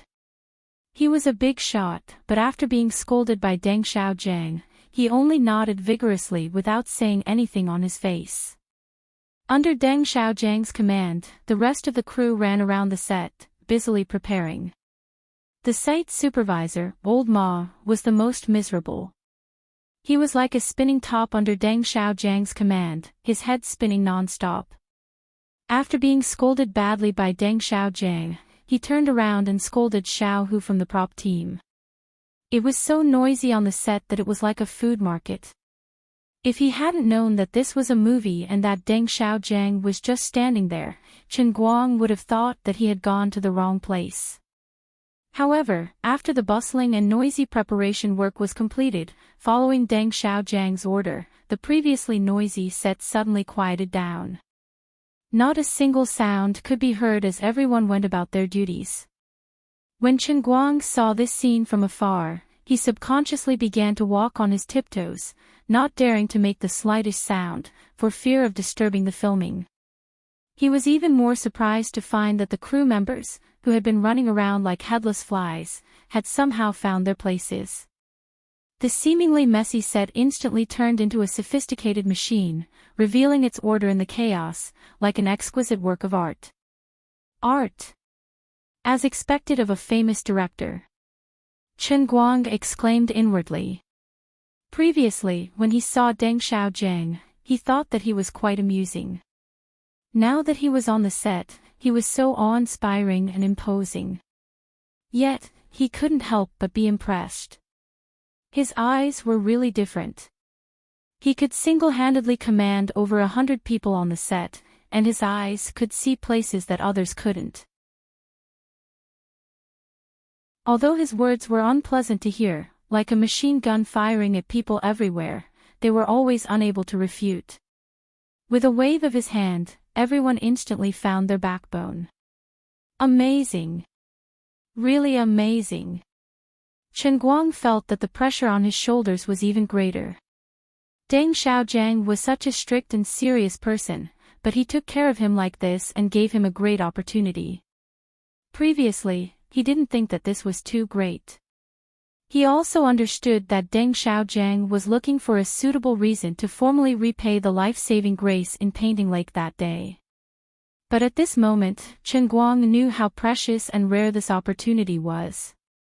Silently following the assistant to the group makeup room, Chen Guang sat down and let the makeup artist fiddle with his face. The assistant next to him took the initiative to say, "Brother Chen Guang, time is tight, let's make a long story short.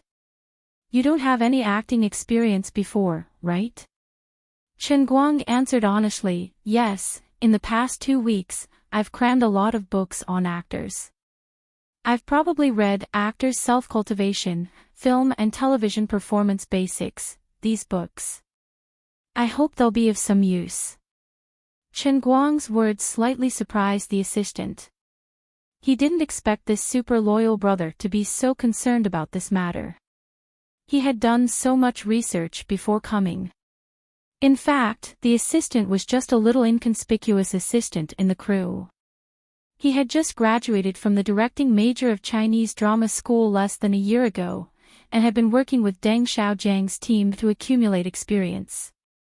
Earlier that day, Deng Xiaojiang had specifically looked for him, which had flattered him. After Deng Xiaojiang had finished explaining the situation, he felt strange, but his fighting spirit was also high. Everyone knew that Deng Xiaojiang had a very strict attitude when it came to making films. Ever since he had become famous, there had been very few cases of people entering through the back door. To be able to get into his film, one had to be able to get his approval, and the other had to be the actor's image that he wanted. Even for some seemingly unimportant extras, Deng Xiaojiang had always used experienced actors who had been in the film and television industry for a long time.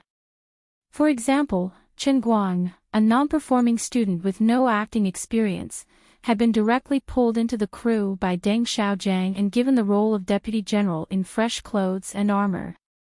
He had been on stage for 30 seconds, and even his face could be seen clearly on camera. This was really a first in the history of the world. This was a challenge, but it was also an opportunity. If he could turn this young man, who had zero experience on stage, into a qualified minor character in such a short time, Director Deng would definitely be pleased. In the future, Deng Xiaojiang's team would definitely value him more. But at first, he was still a little apprehensive. When it came to acting, people who didn't understand it would think it was easy and simple. But as an expert, the assistant knew that a qualified actor's skills on stage couldn't be fake. Deng Xiaojiang had strict requirements for movies, and he would be able to see through the slightest mistake with a single glance. These 30 seconds were going to be a tough battle. But luckily, it was only 30 seconds. Bro, you actually made up for it yourself. Thank God, this has a lot of potential. Even if your acting skills are like a blank piece of paper, bro, I'll give you an emergency training. It shouldn't be that you can't even last 30 seconds. Then, let's start now. The assistant shouted in high spirits, startling the makeup artist who was applying a wig to Chen Guang. Chen Guang nodded solemnly. Okay. About 2 hours later, the assistant, who had been proud of his future and full of enthusiasm for life, began to doubt his own life. Looking at Chen Guang, who had connections, the assistant felt that Chen Guang must be sent by the heavens to punish him, right? I can't accept this way of life.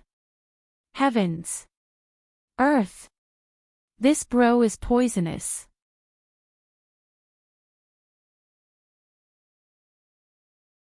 Chapter 85. If he really had zero acting skills, I might be able to salvage the situation. But his acting skills are not zero, it's negative. Bro, you've been learning how not to be a qualified actor for the past 2 weeks. Ever since this assistant had graduated, he had joined Deng Xiaojiang's team. A newcomer who could be picked by Big Beard Deng was also quite talented in the school. After traveling with Big Beard Deng for a year, the assistant boasted that he was very knowledgeable. He had seen all kinds of people and actors. He had also taken on some commercials and acted as a director. He had some achievements and met all kinds of talents. The investor had sent his mistress over to play around with a rich second-generation heir. Okay, there was also his cousin who was studying in high school. Which one of them had a foundation in acting? Didn't that mean that under his constant guidance, the commercial was successfully shot? In the past, the assistant thought that he was talented and that he would eventually become an evergreen tree in the Chinese film industry like Big Beard Deng. He would become a top director who perfectly combined business and art. He would leave behind one blockbuster film after another that was worthy of praise and box office hits. He would leave a strong mark in the history of the Chinese film industry. Until he met Chen Guang. Whether it was the performance type, the method type, or the most extreme experiential type, the assistant thought that he could explain the profound in simple terms to Chen Guang and did a very good personal demonstration. At the same time, he spent a lot of effort to understand the state of the assistant general that Chen Guang was going to play. You are the assistant general. The general that you deeply respect is being humiliated by the other general in a scolding match. How do you feel at this time? Anger. Unwillingness. Hate each other. With a strong urge to fight with the other party for 300 rounds to restore the dignity of the general. Look at my expression. How should a person look when they are angry? Eyes wide open, nostrils slightly open, lips slightly long, teeth clenched. Come, look at my expression first. Try it in front of this mirror. This was the technique of the performance type. Your nostrils are too big. You remind me of Kong. Your nostrils are almost covering your face. Can you shrink it a little? Bro, you are hysterical, not angry. Bro, the mirror is crying because of you. Well, for a person with no foundation, it is a bit difficult to use the performance type to act. Let's change our way of thinking. Bro Chen Guang, who is the person that you respect the most since you were a child? The assistant chose to give up the performance type. Chen Guang shook his head, it's my dad. Og, bro Yang, wait a minute. I know what you want to say. You must want to say, imagine him being humiliated by someone, what kind of expression should he use to face it? You might really say a few curses to demonstrate, but, Brother Yang, with my temper, I'm usually very easy to talk to. I just can't stand people talking bad about my parents. I'm not joking. I really can't say it. Why don't you change your example? I'm really sorry. When the assistant named Yang Shi heard this, he secretly rolled his eyes. If you weren't personally invited by Director Deng, would really want to strangle you to death. Yang Shi was helpless, then let's change the person. You are a language teacher in primary school, right? What do you think? Chen Guang was silent, that's my mom. In the end, it was Chen Guang's fake cousin who got implicated. Of course, it was useless. In fact, if it was Chen Guang's parents, not only would it be useless, Chen Guang might even have to go to the hospital to recuperate for a while. Well, the method was also an avalanche. Experience type. Yang Shi only wanted to say 2 words. Ha! God had mercy. When Yang Shi was about to collapse, it was lunchtime. The short rest saved his crumbling mind, but it brought him an even more terrifying nightmare. The reason was simple. Big Beard Deng was carrying a lunchbox and strolling over. As Big Beard Deng walked, he stuffed food into his mouth while greeting the crew members who passed by. His steps were very slow, but every step he took was like a blunt knife cutting into Yang Shi's heart, causing him to twitch in pain. At the same time, Chen Guang also knew that his performance this morning was terrible. After 2 hours of struggle, he was faced with a cruel reality. In this world, there were indeed people who were born actors. When they stood in front of the camera, they were like actors. However, there were also people who were not born actors. When they stood in front of the camera, they were like a tragedy. Unfortunately, this tragedy was him. Studying hard for 2 weeks was useless. It only left him with scars. He was helpless. Usually, he swindled people and lied with his eyes wide open. He felt no pressure doing these things.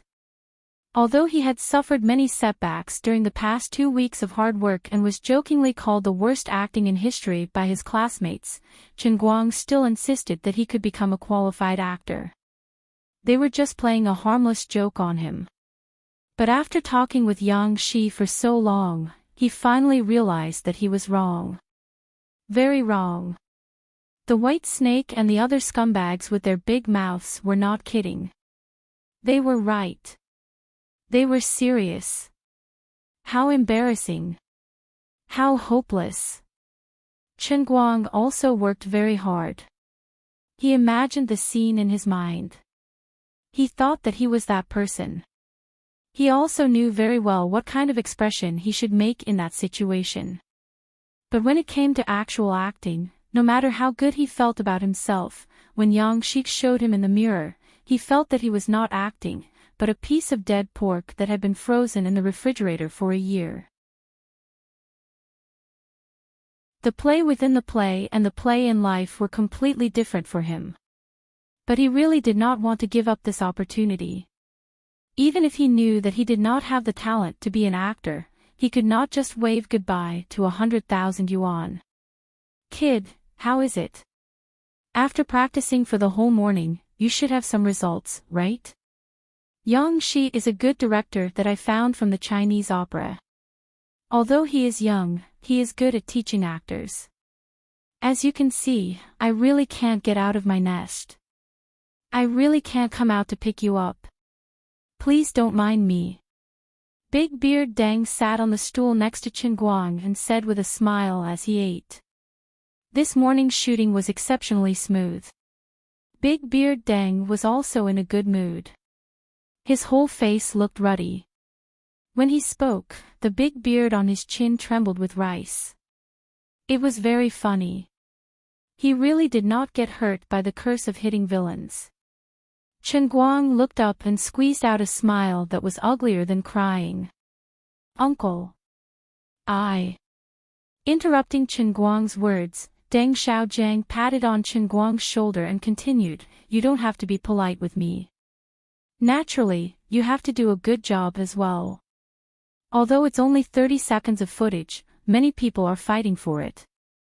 It is not complicated. It is only a 30-second panoramic shot. You just need to be in the middle of the crowd. As long as your expression is basic, it will be fine. I see that you are a smart kid. Such a simple thing, I am sure you can do it well. With your body, you are simply born to act in a martial arts film. I have high hopes for you. Yang Shi, I will hand him over to you. After this episode, there will be Chen Guang scenes. You have to take good care of him. Otherwise, I will hold you accountable. Deng Xiaojiang finished speaking and left. He was really busy. He could not even rest for a meal. Big Beard Deng's last words turned into a sharp knife, stabbing into Yang Shi's heart. Chen Guang and Yang Shi looked at each other helplessly.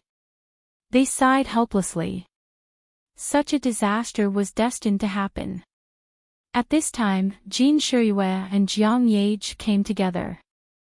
Chen Guang and Yang Shi's eyes lit up at the same time.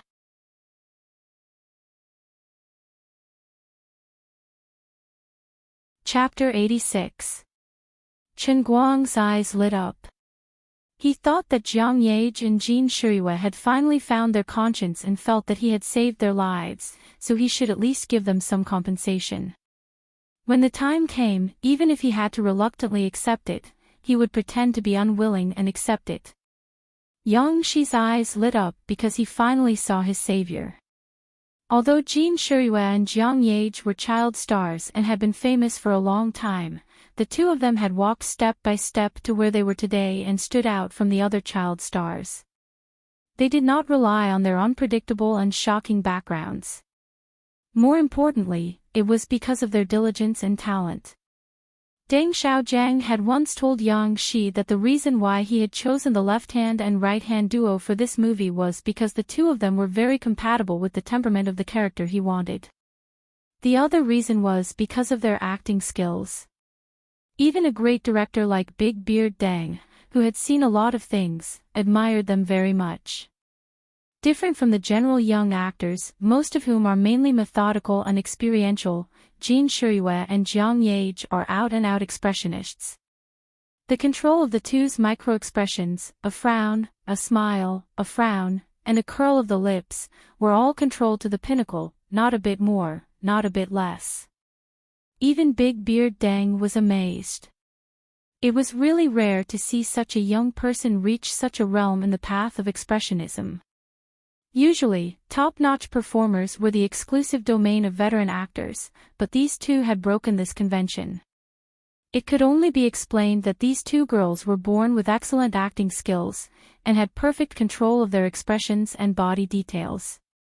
If not for the fact that the two girls were really young, when Deng Xiaojiang chatted with Yang Shi and his other subordinates, he would have described Jin Shuryue and Jiang Yage as masters of expressionism. Yang Shi's current idea was to let Jin Shuryue and Jiang Yage, the two top-notch young actors, save Chen Guang, who was a rotten piece of wood that he could not carve. They were his last hope. However, he didn't see that Chen Guang was brought in by Jin Jiang and Li Yinghong. He was also worried that these two big shots wouldn't be willing to lower their status to do such an arduous and unrewarding task. According to Yang Shi's judgment, the difficulty of saving Lord Chen Guang's pathetic acting skills was as high as 9-0. Forget it, I'll bite the bullet and give it a try. After all, this little brother saved the lives of two big shots. If they're not busy, they might agree, right? Yang Shi decided to take a risk. Just as he stood up and summoned his courage to greet the two young bigwigs, Jiang Yage skipped over and sat next to Chen Guang. She slapped Chen Guang's shoulder and almost shook Chen Guang's chopsticks off. "Brother Chen Guang, how are you doing? Good luck. I have faith in you." This is your first time in the film and television industry, and you can get 30 seconds of scenes in Big Beard's movie. Seize this opportunity and you'll soar to the sky. Chen Guang rolled his eyes. "You're not here to give me money. What are you doing here?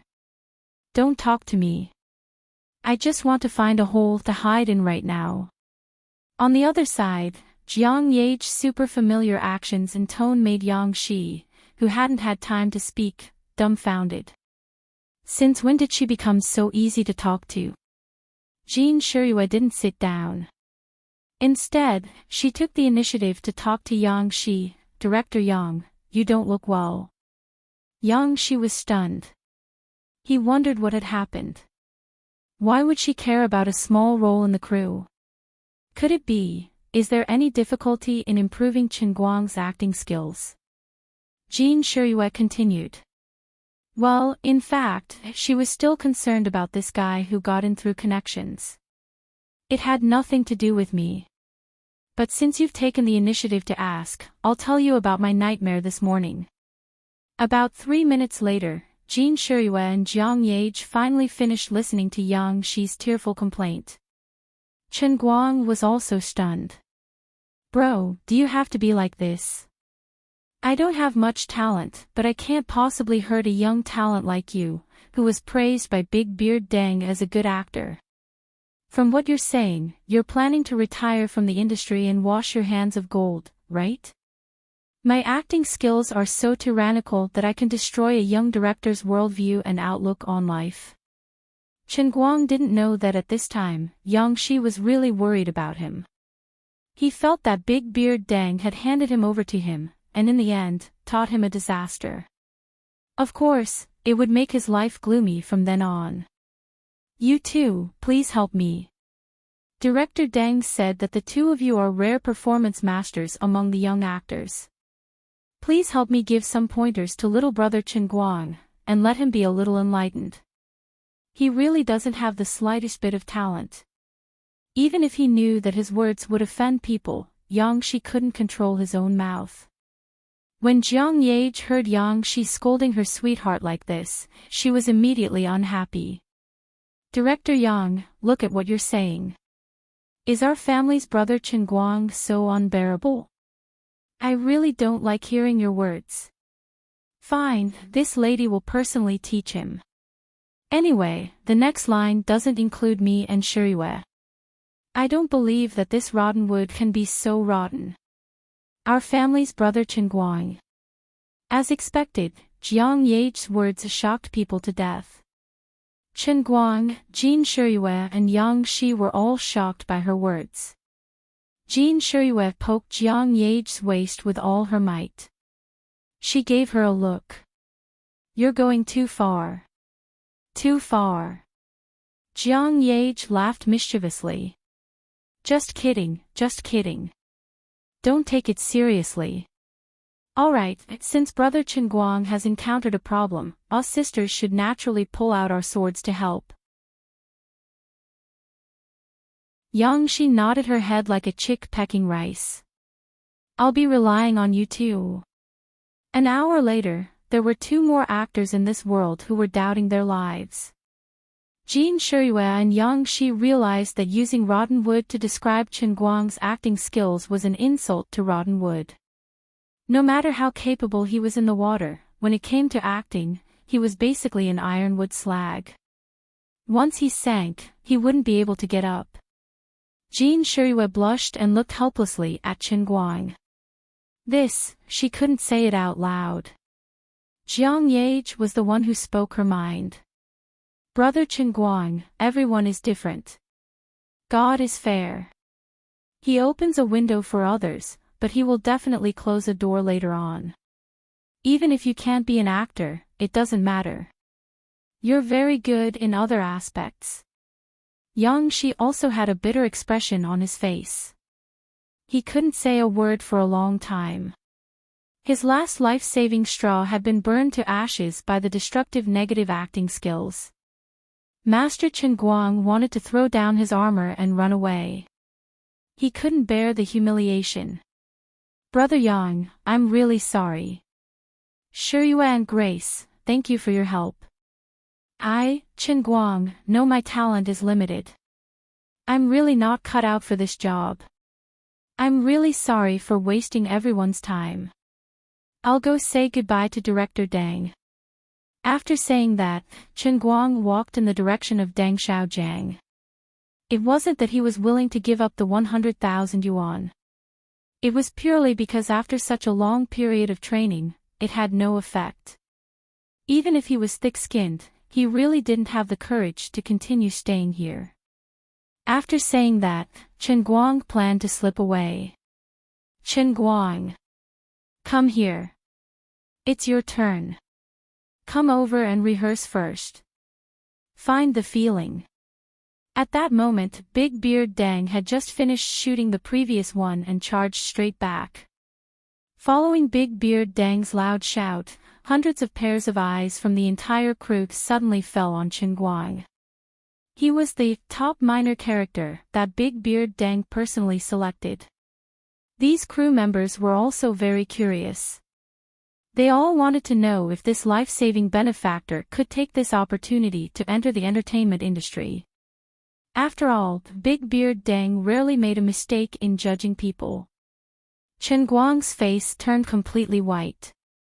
This time, it was impossible for him to slip away quietly. However, he couldn't just throw away his job in front of so many people and ruin Big Beard Deng's stage. What should the old man do? Lioli, save me. Quick, give me a world and a cup to practice my acting skills.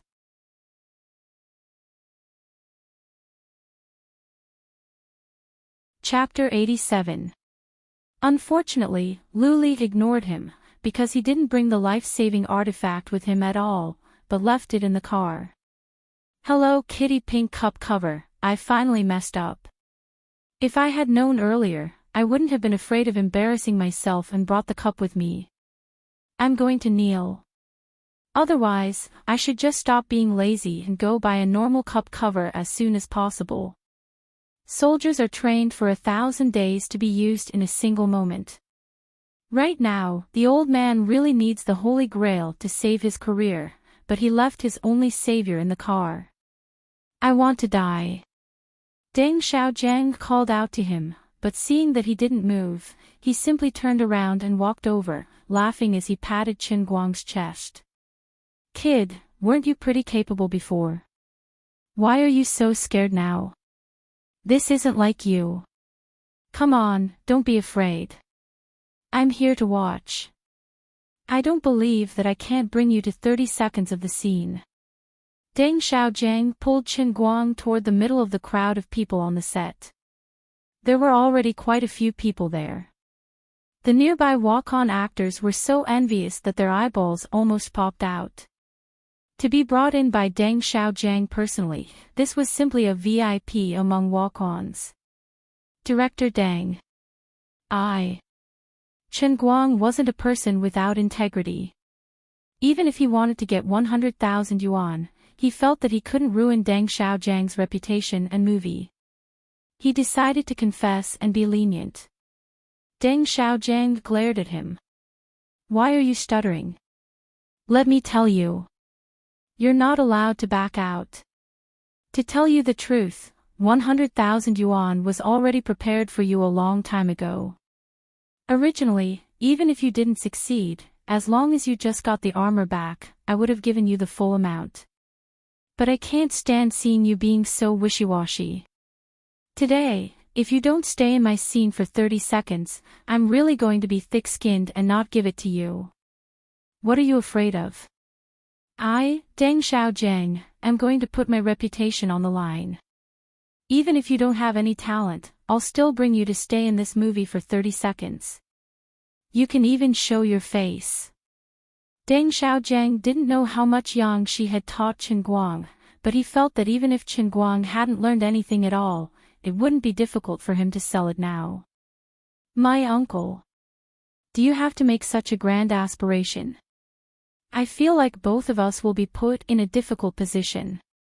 As a result, the VIP walk-on, Qin Guang, was dragged to the center of the set in a daze by Deng Xiaojiang. Then, he was pushed onto the back of a horse and sat behind the general with his neck hunched. He didn't look like a general, but more like a prisoner on his way to the execution ground. After a brief hubbub, the noisy set immediately entered rehearsal mode under Big Beard Deng's orders. At this time, although Big Beard Deng had already seen that Qin Guang's condition was not right, he was still full of confidence. No matter who it was, they would not be able to adapt when they appeared on camera for the first time. 2 hours later, Big Beard Deng was completely dumbfounded. He was extremely picky when it came to making movies. Even the slightest flaw would be seen by him on the monitor, and he had zero tolerance for any flaws. That was why his movies were a perfect combination of commercial and artistic value. But it was a pity that Qin Guang's acting skills couldn't be called flaws, but lightning and fire.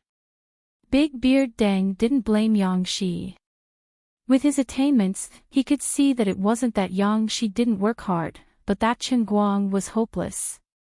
A good veteran actor could single-handedly revive an entire movie. A rat's poop could also spoil an entire pot of soup.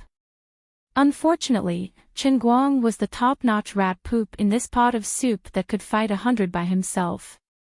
Even though Big Beard Deng had deliberately adjusted the position of the camera so that most of Qin Guang's body was hidden behind the general, only a small part of his face was exposed. But that strong sense of incongruity still broke through the sky again and again. If it weren't for the fact that he had boasted in front of everyone and solemnly promised that he would give him 30 seconds of face time in this movie, Big Beard Deng would have gone out to grab an extra long ago. Rehearsing such a short scene with such a huge crew took 2 whole hours.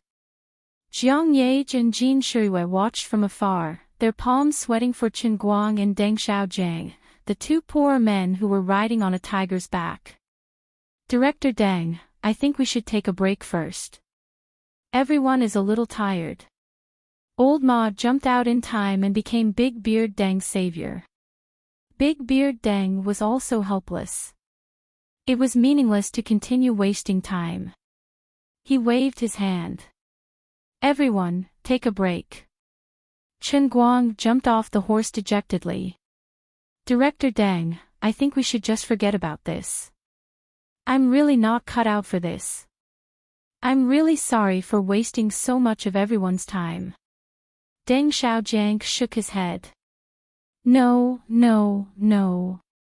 This is not your fault. I thought too simply. It's not your fault. You take a break first and adjust yourself. I'll think of a way. You can't leave.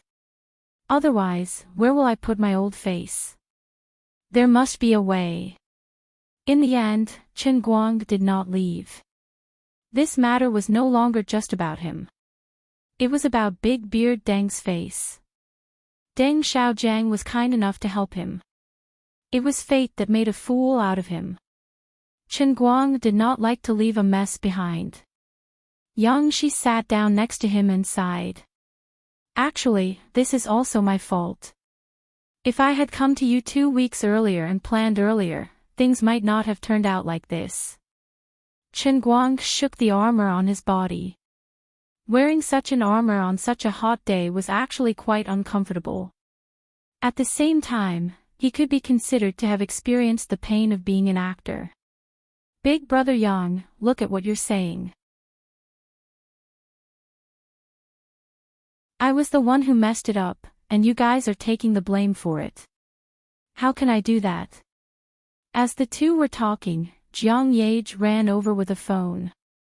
It was the phone that Chen Guang had given to the props team before the audition. She said, "Brother Chen Guang, it's a call for you." She, on the other hand, had become an errand boy. Thanks. Chen Guang took the phone and saw that it was Sun Xiaoxuan. Well, today's acting was ruined, and the swimming competition was cancelled. What an unlucky year. Sun Xiaoxuan asked where he was when he answered the phone. Of course, Chen Guang could not tell the truth. He only said that he was in an emergency and was not at school. Naturally, he could only withdraw from the competition.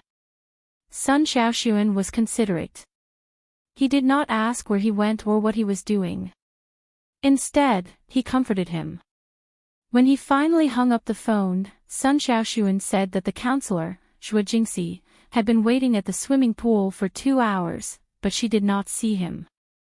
She did not look good, so he asked Chen Guang to go back to school and find a chance to explain it to teacher Zhua. After hanging up the phone, Master Chen Guang sighed heavily. This is bad. Sigh. Beside Chen Guang, Jiang Yage, Jin Shiyue, and Yang Shi all sighed in unison. You're tuning into the LoveLore Library YouTube channel. We're so grateful for your support, and don't forget to subscribe to join us on this incredible journey through captivating stories. Your generosity through donations truly makes a world of difference, as it's the primary source of revenue that allows me to expand and enhance this channel for you. Thank you from the bottom of my heart for being a part of this adventure.